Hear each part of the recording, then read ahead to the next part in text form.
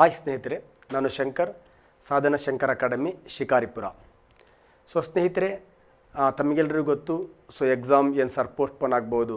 ಸ್ನೇಹಿತರೆ, ಎಕ್ಸಾಮ್ ಯಾವತ್ತಾದರೂ ಬರಲಿ, ನಮಗೇನು ಕಷ್ಟ ಇರುತ್ತೆ ಆ ಕಷ್ಟನೇ ನಾವು ಒಂದು ಅವಕಾಶ ಅಂತ ಅಂದ್ಕೊಂಡ್ರೆ ಮಾತ್ರ ಇತಿಹಾಸ ನಿರ್ಮಾಣ ಆಗುತ್ತೆ. ಇದೇನು ಕಷ್ಟ ಅಲ್ಲ. ನಮಗೆ ಕೊರೋನಾ ಬಂದಿರತಕ್ಕಂಥದ್ದು, ನಮ್ಮ ಇಡೀ ಜಗತ್ತಿಗೆ ಬಂದಿರತಕ್ಕಂಥದ್ದು. ಆ ಸಮಸ್ಯೆಯನ್ನು ನಾವು ನಮ್ಮ ಏಳಿಗೆಗಾಗಿ ಬಳಸ್ಕೊಂಡಿದ್ದೇ ಆದರೆ ಇತಿಹಾಸ ನಿರ್ಮಾಣ ಆಗುತ್ತೆ. ಯಾರು ಈ ಒಂದು ಸುಂದರವಾಗಿರ್ತಕ್ಕಂಥ ಸಮಯವನ್ನು ಬಳಸ್ಕೊಳ್ತಾರೆ ಅವ್ರ ಲೈಫ್ ಸುಂದರವಾಗಿರುತ್ತೆ. ಇದನ್ನು ಕೆಟ್ಟದ್ದು ಅಂದ್ಕೊಂಡು ಯಾರು ಡಿಪ್ರೆಸ್ ಆಗಿರ್ತಾರೆ ಅವರು ಡಿಪ್ರೆಸ್ ಆಗಿರ್ತಾರೆ ಸ್ನೇಹಿತರೆ. ಹಾಗೆ ಇತಿಹಾಸ ನಿರ್ಮಾಣ ಮಾಡಬೇಕು ಅಂದರೆ ನಾವು ಈ ಸಮಯವನ್ನು ಬಳಸ್ಕೊಳ್ಬೇಕಾಗತ್ತೆ. ಅವಕಾಶಕ್ಕಾಗಿ ಅತಿ ಹೆಚ್ಚು ಹಾರ್ಡ್ ವರ್ಕನ್ನು ನಾವು ಮಾಡಲೇಬೇಕಾಗತ್ತೆ ಸ್ನೇಹಿತರೆ. ಹಾರ್ಡ್ ವರ್ಕಿಗೆ ನಿಮ್ಮ ಜೊತೆಗೆ ಸಾಧನ ಶಂಕರ್ ಅಕಾಡೆಮಿ ಯಾವತ್ತೂ ಕೂಡ ಇರುತ್ತೆ. ಟಾಪ್ 10 ಅಂದರೆ ಏನು KPSCಯಿಂದ ಎಕ್ಸಾಮ್ಗಳು, ನನ್ನದು ಒಂದು 14 ವರ್ಷದ ಅನುಭವ ಇದೆ. ಆ ಅನುಭವದ ಆಧಾರದ ಮೇಲೆ ಇದೇ ಥರದ ಪ್ರಶ್ನೆಗಳು ಕೇಳಬಹುದು ಅಂತಕ್ಕಂತಹ ಒಂದು ನಾಲೆಡ್ಜ್ನ ಆಧಾರದ ಮೇಲೆ ಈ ಪ್ರಶ್ನೆಗಳನ್ನು ತಗೊಂಡಿದ್ದೀನಿ ಸ್ನೇಹಿತರೆ. ಇದ್ರ ಸುತ್ತಲೂ ಸ್ವಲ್ಪ ನೋಡ್ತಾ ಹೋಗಿ ನಿಮಗೆ SDA ಇರ್ಬೋದು, FDA ಇರ್ಬೋದು, RKS, KPSC ಎಕ್ಸಾಮ್ಗಳು ಯಾವುದೇ ಇರ್ಬೋದು, ಇದು ನಿಮಗೆ ಸಹಾಯ ಆಗುತ್ತೆ ಅನ್ನೋ ಒಂದು ನಂಬಿಕೆ ಆಧಾರದ ಮೇಲೆ ಈ ಸೀರೀಸನ್ನು ನಾನು ನಿಮ್ಮ ಜೊತೆಗೆ ಚರ್ಚೆ ಮಾಡ್ತೀನಿ ಸ್ನೇಹಿತರೆ.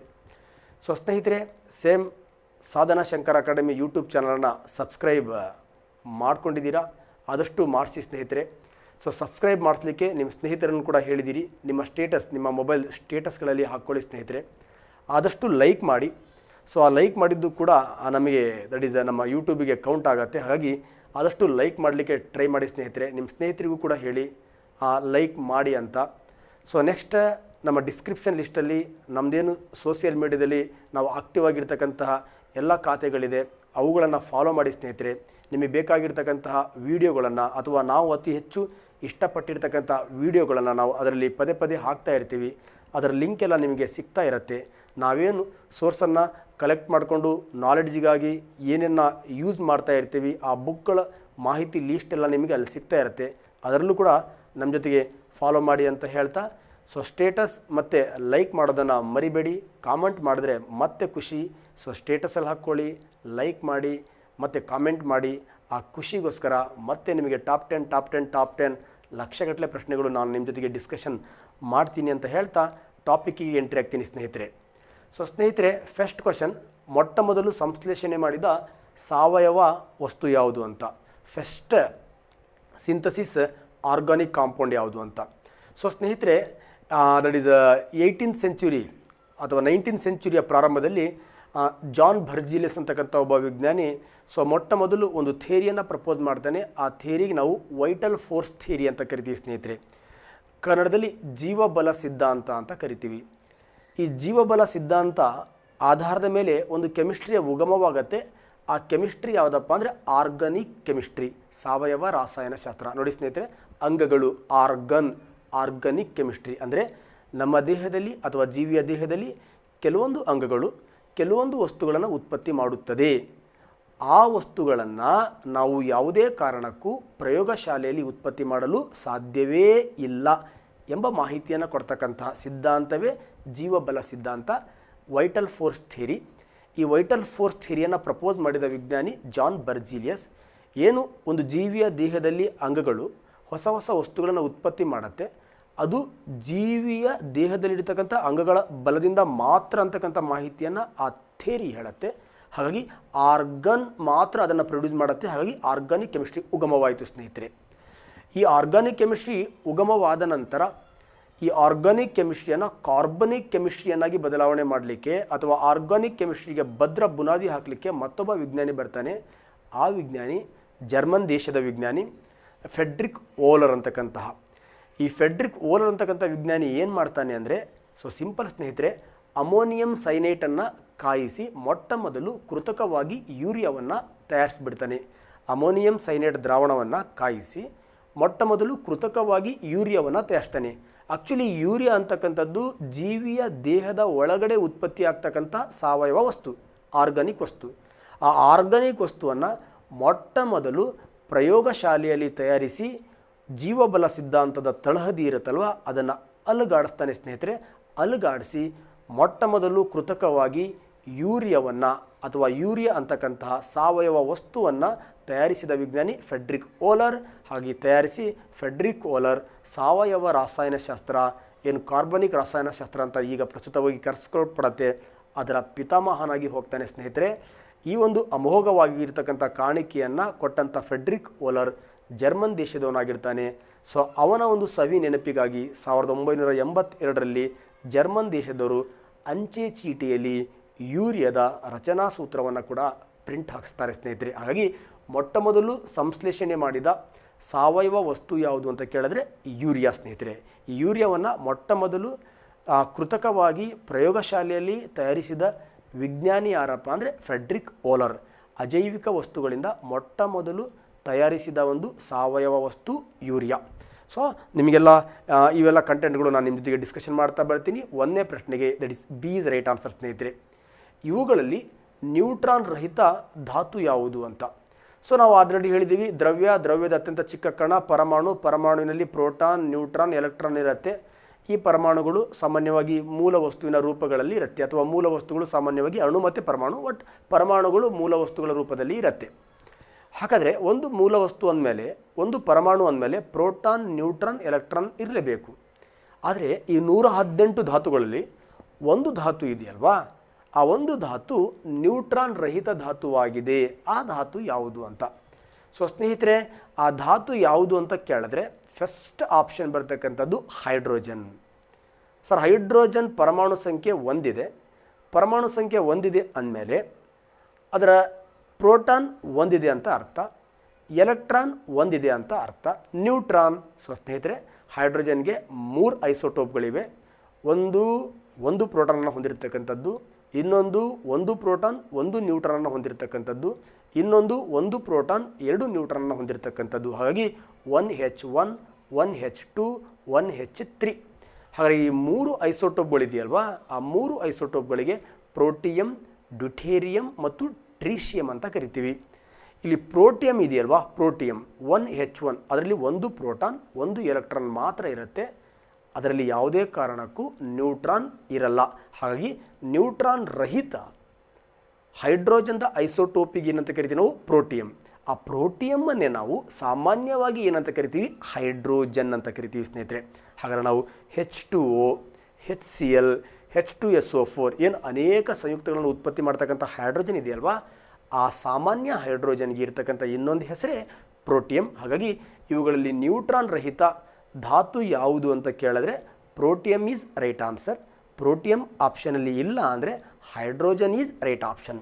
ಡ್ಯೂಟೇರಿಯಂ, ಅದರಲ್ಲಿ 1 ಪ್ರೋಟಾನ್ ಇದೆ, 1 ನ್ಯೂಟ್ರಾನ್ ಇದೆ. ಕೆಳಗಡೆ ಟ್ರೀಶಿಯಂ 1 ಪ್ರೋಟಾನ್ ಇದೆ, 2 ನ್ಯೂಟ್ರಾನ್ ಇದೆ. ಹೀಲಿಯಂ 2 ಪ್ರೋಟಾನ್ ಇದೆ, 2 ನ್ಯೂಟ್ರಾನ್ ಇದೆ. ಪ್ರೋಟಿಯಮಲ್ಲಿ ಮಾತ್ರ ನ್ಯೂಟ್ರಾನ್ ಇಲ್ಲ. That is A is right option ಅಂತ ಹೇಳ್ತಾ, ಸೊ ನೆಕ್ಸ್ಟ್ ಇನ್ನೊಂದು ಕ್ವಶನ್ಗೆ ಎಂಟ್ರಿ ಆಗೋಣ ಸ್ನೇಹಿತರೆ. That is winnowing. ಈ ವಿನ್ನೋಯಿಂಗ್ ಅಂತಕ್ಕಂಥದ್ದು ನಿಮಗೆಲ್ರಿಗೂ ಗೊತ್ತಿರ್ತಕ್ಕಂತಹ ವಿಷಯ. ಒಂದು ವಸ್ತು ಇನ್ನೊಂದು ಅಂದರೆ ವಸ್ತುಗಳ ನಡುವೆ ಒಂದು ಭೌತಿಕ ಬೆರೆಕೆಗೆ ನಾವೇನಂತ ಕರಿತೀವಿ, ದಟ್ ಈಸ್ ಅ ಮಿಕ್ಸ್ಚರ್ ಅಂತ ಕರಿತೀವಿ, ಮಿಶ್ರಣ ಅಂತ ಕರಿತೀವಿ. ಅದೊಂದು ಬ್ಯೂಟಿಫುಲ್ ಕಾನ್ಸೆಪ್ಟ್, ಸಂಯುಕ್ತ ಮತ್ತು ಮಿಶ್ರಣ. ನಾನು ಅಲ್ಲಿ ಬೇಸಿಕ್ ಕಾನ್ಸೆಪ್ಟಲ್ಲಿ ಹೇಳ್ತಾ ಬರ್ತೀನಿ ಸ್ನೇಹಿತರೆ. ಎರಡಕ್ಕಿಂತ ಹೆಚ್ಚು ವಸ್ತುಗಳ ಭೌತಿಕ ಬೆರೆಕೆಗೆ ನಾವೇನಂತ ಕರಿತೀವಿ, ಮಿಶ್ರಣ ಅಂತ ಕರಿತೀವಿ. ಹಾಗೆ ಮಿಶ್ರಣದಲ್ಲಿ ನೀರಲ್ಲಿ ನಾವು ಸಕ್ಕರೆ ಹಾಕ್ಬೋದು, ನೀರಲ್ಲಿ ಉಪ್ಪು ಹಾಕ್ಬೋದು, ನೀರಲ್ಲಿ ಮಳ್ಳು ಹಾಕ್ಬೋದು, ನೀರಲ್ಲಿ ಎಣ್ಣೆ ಹಾಕ್ಬೋದು. ಸೊ ನಾವು ಒಂದು ವಸ್ತುವನ್ನು ಇನ್ನೊಂದು ವಸ್ತುವಿನ ಒಳಗಡೆ ಏನು ಸೇರಿಸ್ತೀವಿ, ಇದಕ್ಕೆ ನಾವೇನಂತ ಕರಿತೀವಿ, ಮಿಶ್ರಣ. ಹಾಗಾದರೆ ಈ ಮಿಶ್ರಣವನ್ನು ಬೇರ್ಪಡಿಸ್ತಕ್ಕಂತಹ ವಿಧಾನಗಳು ಅನೇಕ ಇದೆ. ಮಿಶ್ರಣಗಳಲ್ಲೂ ಸಮರೂಪದ ಮಿಶ್ರಣ, ಅಸಮರೂಪದ ಮಿಶ್ರಣ ಅಂತ ಇದೆ. Homogeneous mixture and heterogeneous mixture ಅಂತ. ನಾವೇನು ಮಿಶ್ರಣಗಳನ್ನು ಒಂದರಲ್ಲೊಂದು ಹಾಕ್ತೀವಿ, ಆ ಘಟಕಗಳ ನಡುವೆ ಏಕರೂಪತೆ ಇತ್ತು ಅಂದರೆ ಸಮರೂಪದ ಮಿಶ್ರಣ. ಎಕ್ಸಾಂಪಲ್, ನೀರಲ್ಲಿ ಆಲ್ಕೋಹಾಲ್ ಹಾಕಿದ್ದೀವಿ. ಈಗ ಆಲ್ಕೋಹಾಲ್ ಯಾವುದು, ನೀರು ಯಾವುದು ನೋಡಿ ಹೇಳೋಕ್ಕಾಗಲ್ಲ. ಅದನ್ನು ಯಾರು ಕುಡಿತಾನೋ ಅವನಿಗೆ ಮಾತ್ರ ಗೊತ್ತಾಗ್ತದೆ. ಹಾಗಾಗಿ ಸೊ ಇಲ್ಲಿ ಘಟಕಾಂಶಗಳ ಮಧ್ಯೆ ಏಕರೂಪತೆ ಇರುತ್ತೆ. ಅದೇ ನೀರಲ್ಲಿ ಮರಳು ಹಾಕಿಬಿಟ್ರೆ ನೀರು ಮತ್ತು ಮರಳು ಕಾಣುತ್ತೆ. ಘಟಕಾಂಶಗಳ ಮಧ್ಯೆ ಏಕರೂಪತೆ ಇರೋದಿಲ್ಲ. ಏಕರೂಪತೆ ಇದ್ದರೆ ಸಮರೂಪದ ಮಿಶ್ರಣ, ಏಕರೂಪತೆ ಇಲ್ಲ ಅಂದರೆ ಅಸಮರೂಪದ ಮಿಶ್ರಣ. ಈ ಮಿಶ್ರಣಗಳನ್ನು ಬೇರ್ಪಡಿಸುವ ವಿಧಾನಗಳು ಅನೇಕ ಇದೆ. ಡಿಕ್ಯಾಂಟೇಷನ್ ಇದೆ, ಸೆಂಟ್ರಿಫ್ಯೂಸ್ ಇದೆ, ನೆಕ್ಸ್ಟ್ ಫಿಲ್ಟ್ರೇಷನ್ಸ್ ಇದೆ, ನೆಕ್ಸ್ಟ್ ಸಬ್ಲಿಮೇಷನ್ ಇದೆ. ಅದರಲ್ಲಿ ಒಂದು ವಿಧಾನ ವಿನ್ನೋಯಿಂಗ್. ಹಾಗಾದರೆ ವಿನ್ನೋಯಿಂಗ್ ಅಂತಕ್ಕಂಥದ್ದು ಮಿಶ್ರಣಗಳನ್ನು ಬೇರ್ಪಡಿಸುವ ವಿಧಾನ. ಹಾಗಾದರೆ ಎಂತಹ ಮಿಶ್ರಣಗಳನ್ನು ಬೇರ್ಪಡಿಸುವ ವಿಧಾನ? ಸೊ ಸ್ನೇಹಿತರೆ, ತಮ್ಮೆಲ್ಲರಿಗೂ ಗೊತ್ತು, ವಿನ್ನೋಯಿಂಗ್ ಅಂದರೆ ಕನ್ನಡದಲ್ಲಿ ಅರ್ಥ ಮಾಡ್ಕೊಂಡ್ರೆ ಸಾಕು, ಬಟ್ ಎಕ್ಸಾಮಲ್ಲಿ ಕನ್ನಡದಲ್ಲಿ ಕೇಳೋದಿಲ್ಲ.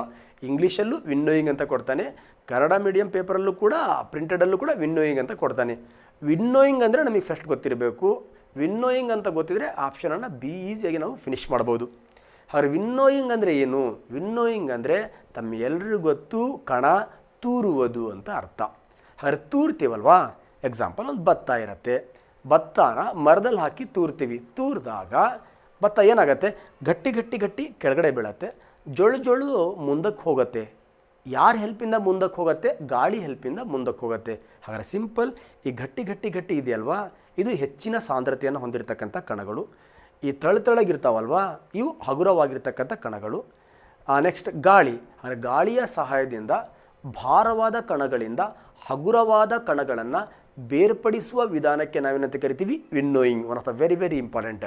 ಹಗುರವಾದ ಕಣಗಳಿಂದ ಭಾರ ಅಲ್ಲ, ಗಾಳಿಯ ಸಹಾಯದಿಂದ ಭಾರವಾದ ಕಣಗಳಿಂದ ಹಗುರವಾದ ಕಣಗಳನ್ನು ಬೇರ್ಪಡಿಸುವ ಒಂದು ವಿಧಾನಕ್ಕೆ ಏನಂತ ಕರಿತೀವಿ? ವಿನ್ನೋಯಿಂಗ್ ಅಂತ ಕರಿತೀವಿ.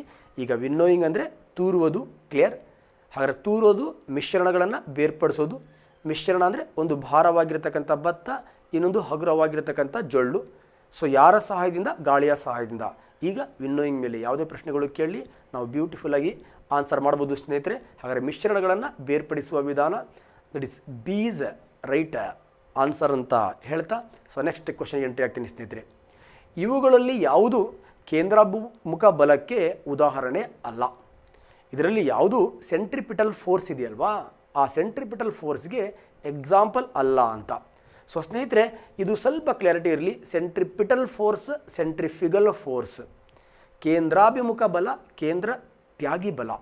ಸೊ ಸ್ನೇಹಿತರೆ, ಒಂದು ಕಾಯವು ಸ್ಥಿರ ಜವದಿಂದ ವೃತ್ತೀಯ ಪಥದಲ್ಲಿ ಚಲಿಸುತ್ತಿದ್ದಾಗ, ಒಂದು ಕಾಯವು ಎಕ್ಸಾಂಪಲ್, ಒಂದು ಕಲ್ಲಿಗೆ ದಾರವನ್ನು ಕಟ್ಟಿ ನಾವು ಆ ಕಲ್ಲನ್ನು ತಿರುಗಿಸ್ತಾ ಇದ್ದಾಗ, ಸೊ ನಾವು ದಾರವನ್ನು ಗಟ್ಟಿ ಹಿಡ್ಕೊಳ್ಬೇಕಾಗತ್ತೆ. ಯಾಕಂದರೆ ಆ ಕಲ್ಲನ್ನು ಒಳಮುಖವಾಗಿ ಎಳಿತಾ ಇರ್ತೀವಿ, ದಟ್ ಈಸ್ ಕೇಂದ್ರಾಭಿಮುಖ ಬಲ. ಕಲ್ಲು ಹೊರಮುಖವಾಗಿ ಎಳಿತಾ ಇರುತ್ತೆ, ದಟ್ ಈಸ್ ಕೇಂದ್ರ ತ್ಯಾಗಿ ಬಲ ಅಂತ ಕರಿತೀವಿ ಸ್ನೇಹಿತರೆ. ಹಾಗೆ ಒಂದು ಕಲ್ಲು ದಟ್ ಈಸ್ ವೃತ್ತೀಯ ಪಥದಲ್ಲಿ ಸ್ಥಿರ ಜವದಿಂದ ಒಂದು ಕಾಯವು ಚಲಿಸುತ್ತಿದ್ದಾಗ, ಆ ಕಾಯವು ಕೇಂದ್ರದ ಕಡೆಗೆ ಪ್ರೇರಿತವಾಗುವ ತ್ರಿಜ್ಯೀಯ ಬಲ, ಇದನ್ನು ನಾವು ರೇಡಿಯಸ್ ಅಂತ ಅಂದ್ಕೊಂಡ್ರೆ, ಕೇಂದ್ರದ ಕಡೆಗೆ ಎಳೆಯಲ್ಪಡುವ ಆರ್ ಪ್ರೇರಿತವಾಗುವ ತ್ರಿಜ್ಯೀಯ ಬಲಕ್ಕೆ ನಾವೇನಂತ ಕರಿತೀವಿ? ಕೇಂದ್ರಾಭಿಮುಖ ಬಲ.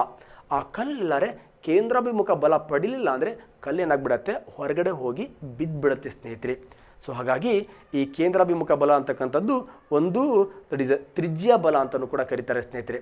ಹಾಗಾದರೆ ಈ ಕೇಂದ್ರಾಭಿಮುಖ ಬಲ ಅಂದರೆ ನಿಮಗೆ ಸುಮ್ಮನೆ ಗೊತ್ತಾಗ್ಬಿಟ್ಟಿದೆ, ಒಂದು ಕೇಂದ್ರದ ಕಡೆಗೆ ಎಳಿತಾ ಇರತಕ್ಕಂಥ ಬಲ. ನೆಕ್ಸ್ಟ್ ಕೇಂದ್ರ ತ್ಯಾಗಿ ಬಲ ಅಂದರೆ ಕೇಂದ್ರದಿಂದ ಹೊರಗಡೆ ಎಳಿತಾ ಇರತಕ್ಕಂತಹ ಬಲ ಅಂತ. ಹಾಗಾದರೆ ಇಲ್ಲಿ ಆಪ್ಷನ್ಗಳನ್ನು ನೋಡ್ತಾ ಹೋಗೋಣ. ತಿರುವಿನಲ್ಲಿ ಒಬ್ಬ ಆಟಗಾರನು ಕೇಂದ್ರದ ಕಡೆಗೆ ಬಾಗಿ ಓಡುವನು. ಹಾಗಾದರೆ ಒಂದು ಸ್ಟೇಡಿಯಮಲ್ಲಿ ಒಬ್ಬ ವ್ಯಕ್ತಿ ಓಡ್ತಾ ಇರ್ತಾನೆ. ಅವನು ಓಡ್ತಿರ್ಬೇಕಾದ್ರೆ ನೀವು ನೋಡಿ ಸ್ವಲ್ಪ ಒಳಮುಖದಲ್ಲಿ ಏನಾಗಿರ್ತಾನೆ? ಬೆಂಡ್ ಆಗ್ತಾನೆ ಅವನು. ಹಾಗಾದರೆ ಆ ಓಟಗಾರ ಅಂತಾನೇ ಅಲ್ಲ. ನೀವು ಬೈಕಲ್ಲಿ ಸಖತ್ ಸ್ಪೀಡಲ್ಲಿ ಬರ್ತೀರಿ, ಯಾವುದೊಂದು ಕರ್ವ್ ಇದೆ, ಆ ಕರ್ವಲ್ಲಿ ಸ್ವಲ್ಪ ಬೈಕನ್ನು ಬೆಂಡ್ ಮಾಡಲೇಬೇಕು. ಯಾಕಂದರೆ ಕೇಂದ್ರಾಭಿಮುಖ ಬಲ ಪಡ್ಕೋಬೇಕು. ಕೇಂದ್ರಾಭಿಮುಖ ಬಲ ಪಡಿಲ್ಲ ಅಂದರೆ ನೋಡಿ, ಆ ಕಲ್ಲು ದಾರ ಹರ್ಕೊಂಡ್ರೆ ಹೇಗೆ ಹೊರಗಡೆ ಬೀಳತ್ತೋ ಹಾಗೆ ತಾವು ಕೇಂದ್ರಾಭಿಮುಖ ಬಲ ಪಡ್ಕೊಳ್ಳಿಲ್ಲ ಅಂದರೆ ಆ ತಿರುವಲ್ಲಿ ಹೊರಗಡೆ ಅಂಚಲು ಹೋಗಿ ಬೀಳ್ತೀರಾ ಸ್ನೇಹಿತರೆ. ಹಾಗಾಗಿ ತಿರುವಿನಲ್ಲಿ ಒಬ್ಬ ಆಟಗಾರ ಆರ್ ಓಟಗಾರ ಕೇಂದ್ರದ ಕಡೆಗೆ ಬಾಗಿ ಓಡ್ತಾನೆ ಅಂದರೆ, ಯಾಕೆ ಬಾಗ್ತಾನೆ ಅಂದರೆ ಅವನು ಹೊರಗಡೆ ಮುಕ್ಕರಿಸಿ ಬೀಳಬಾರ್ದು. ಕೇಂದ್ರಾಭಿಮುಖ ಬಲವನ್ನು ಪಡೀಲಿಕ್ಕೆ ಅವನು ಕೇಂದ್ರದ ಕಡೆಗೆ ಬಾಗ್ತಾನೆ. ಒಬ್ಬ ಬೈಕ್ ಸವಾರನು ಕೂಡ ತಿರುವಿನಲ್ಲಿ ತಿರುಗಬೇಕಾದ್ರೆ ಕೇಂದ್ರದ ಕಡೆಗೆ ಬೈಕನ್ನು ಸ್ವಲ್ಪ ಬೆಂಡ್ ಮಾಡಿ ಕ್ರಾಸ್ ಮಾಡ್ತಾನೆ ಸ್ನೇಹಿತರೆ. ಸೊ ಈಗ ನಾವು ಬೈಕನ್ನು ಬೆಂಡ್ ಮಾಡ್ತೀವಿ, ಬಸ್ ಬೆಂಡ್ ಮಾಡೋಕ್ಕಾಗತ್ತಾ? ಸಿಂಪಲ್. ತಿರುವುಗಳಲ್ಲಿ ರಸ್ತೆಯ ಹೊರ ಅಂಚನ್ನು ಈ ಬಸ್ಗಳು ಏನು 4 ವೀಲಲ್ಲಿ ಹೋಗ್ತಾವಲ್ವಾ, ಎಕ್ಸಾಂಪಲ್ ಘಾಟ್ ಸೆಕ್ಷನ್. ಈ ಘಾಟ್ ಸೆಕ್ಷನಲ್ಲಿ ನೋಡಿ, ನೀವು ಆದಷ್ಟು ಹೊರಗಡೆ ಅಂಚಿರುತ್ತಲ್ವ, ರೋಡಿನ ಹೊರಗಡೆ ಅಂಚು ಸ್ವಲ್ಪ ಎತ್ತರಕ್ಕೆ ಎತ್ತರಿಸಿರ್ತಾನೆ. ಯಾಕೆ ಎತ್ತರಕ್ಕೆ ಎತ್ತರಿಸಿರ್ತಾನೆ ಅಂದರೆ, ಆ 4 ವೀಲರ್ಸ್ಗಳು ಆ ತಿರುವಿನಲ್ಲಿ ತಿರುಗಬೇಕಾದ್ರೆ ಕೇಂದ್ರಾಭಿಮುಖ ಬಲವನ್ನು ಪಡ್ಕೊಳ್ಳಿಕ್ಕೆ ಆ ರಸ್ತೆಯ ಹೊರಬದಿಯನ್ನು ಸ್ವಲ್ಪ ಎತ್ತರಕ್ಕೆ ಎತ್ತರಿಸಿರ್ತಾನೆ ಸ್ನೇಹಿತರೆ. ಅದೆಲ್ಲರ ಎತ್ತರಕ್ಕೆ ಎತ್ತರಿಸ್ತಿಲ್ಲ ಅಂದರೆ ಆ ತಿರುವಿನಲ್ಲಿ ಆ 4 ವೀಲರ್ ಕೇಂದ್ರಾಭಿಮುಖ ಬಲವನ್ನು ಪಡೆಯೋದಿಲ್ಲ ಅಂದರೆ ಏನಾಗ್ಬಿಡುತ್ತೆ? ಅದು ಹೊರಗಡೆ ಬೀಳ್ತಕ್ಕಂಥ ಸಂಭವ ಏನಾಗಿರುತ್ತೆ? ಜಾಸ್ತಿ ಇರುತ್ತೆ. ಅಷ್ಟೇ ಅಲ್ಲ, ಆ ಹೊರೆಯ ಅಂದರೆ ಆ ರೋಡಿನ ಹೊರ ಅಂಚನ್ನು ಎತ್ತರ ಮಾಡಲಿಲ್ಲ ಅಂದರೆ ಕೇಂದ್ರಾಭಿಮುಖ ಬಲ ಪಡೀಲಿಕ್ಕೆ ಬಸ್ನ ಕಂಪ್ಲೀಟ್ ಭಾರ ಹೊರಬದಿಯಲ್ಲಿ ಬೀಳುತ್ತೆ. ಹೊರಬದಿಯಲ್ಲಿ ಬಿದ್ದಾಗ ಹೊರಗಡೆ ಇರತಕ್ಕಂಥ ಟೈರ್ಗಳೇನಾಗುತ್ತೆ, ಸವಿತಾ ಹೋಗುತ್ತೆ. ಆ ಟೈರ್ ಸವಿಯೋದನ್ನು ಕಡಿಮೆ ಮಾಡಲಿಕ್ಕೆ, ನೆಕ್ಸ್ಟ್ ಆ ಬಸ್ ಹೊರಗಡೆ ಬೀಳ್ದಂಗೆ ತಡಿಲಿಕ್ಕೆ ನಾವು ಘಾಟ್ ಸೆಕ್ಷನ್ಗಳಲ್ಲಿ ಅಥವಾ ತಿರುವಿನಲ್ಲಿ ತಿರುಗಬೇಕಾದ್ರೆ ರಸ್ತೆಯ ಹೊರಬದಿಯನ್ನು ನಾವೇನು ಮಾಡಿರ್ತೀವಿ ಸ್ವಲ್ಪ ಎತ್ತರಕ್ಕೆ.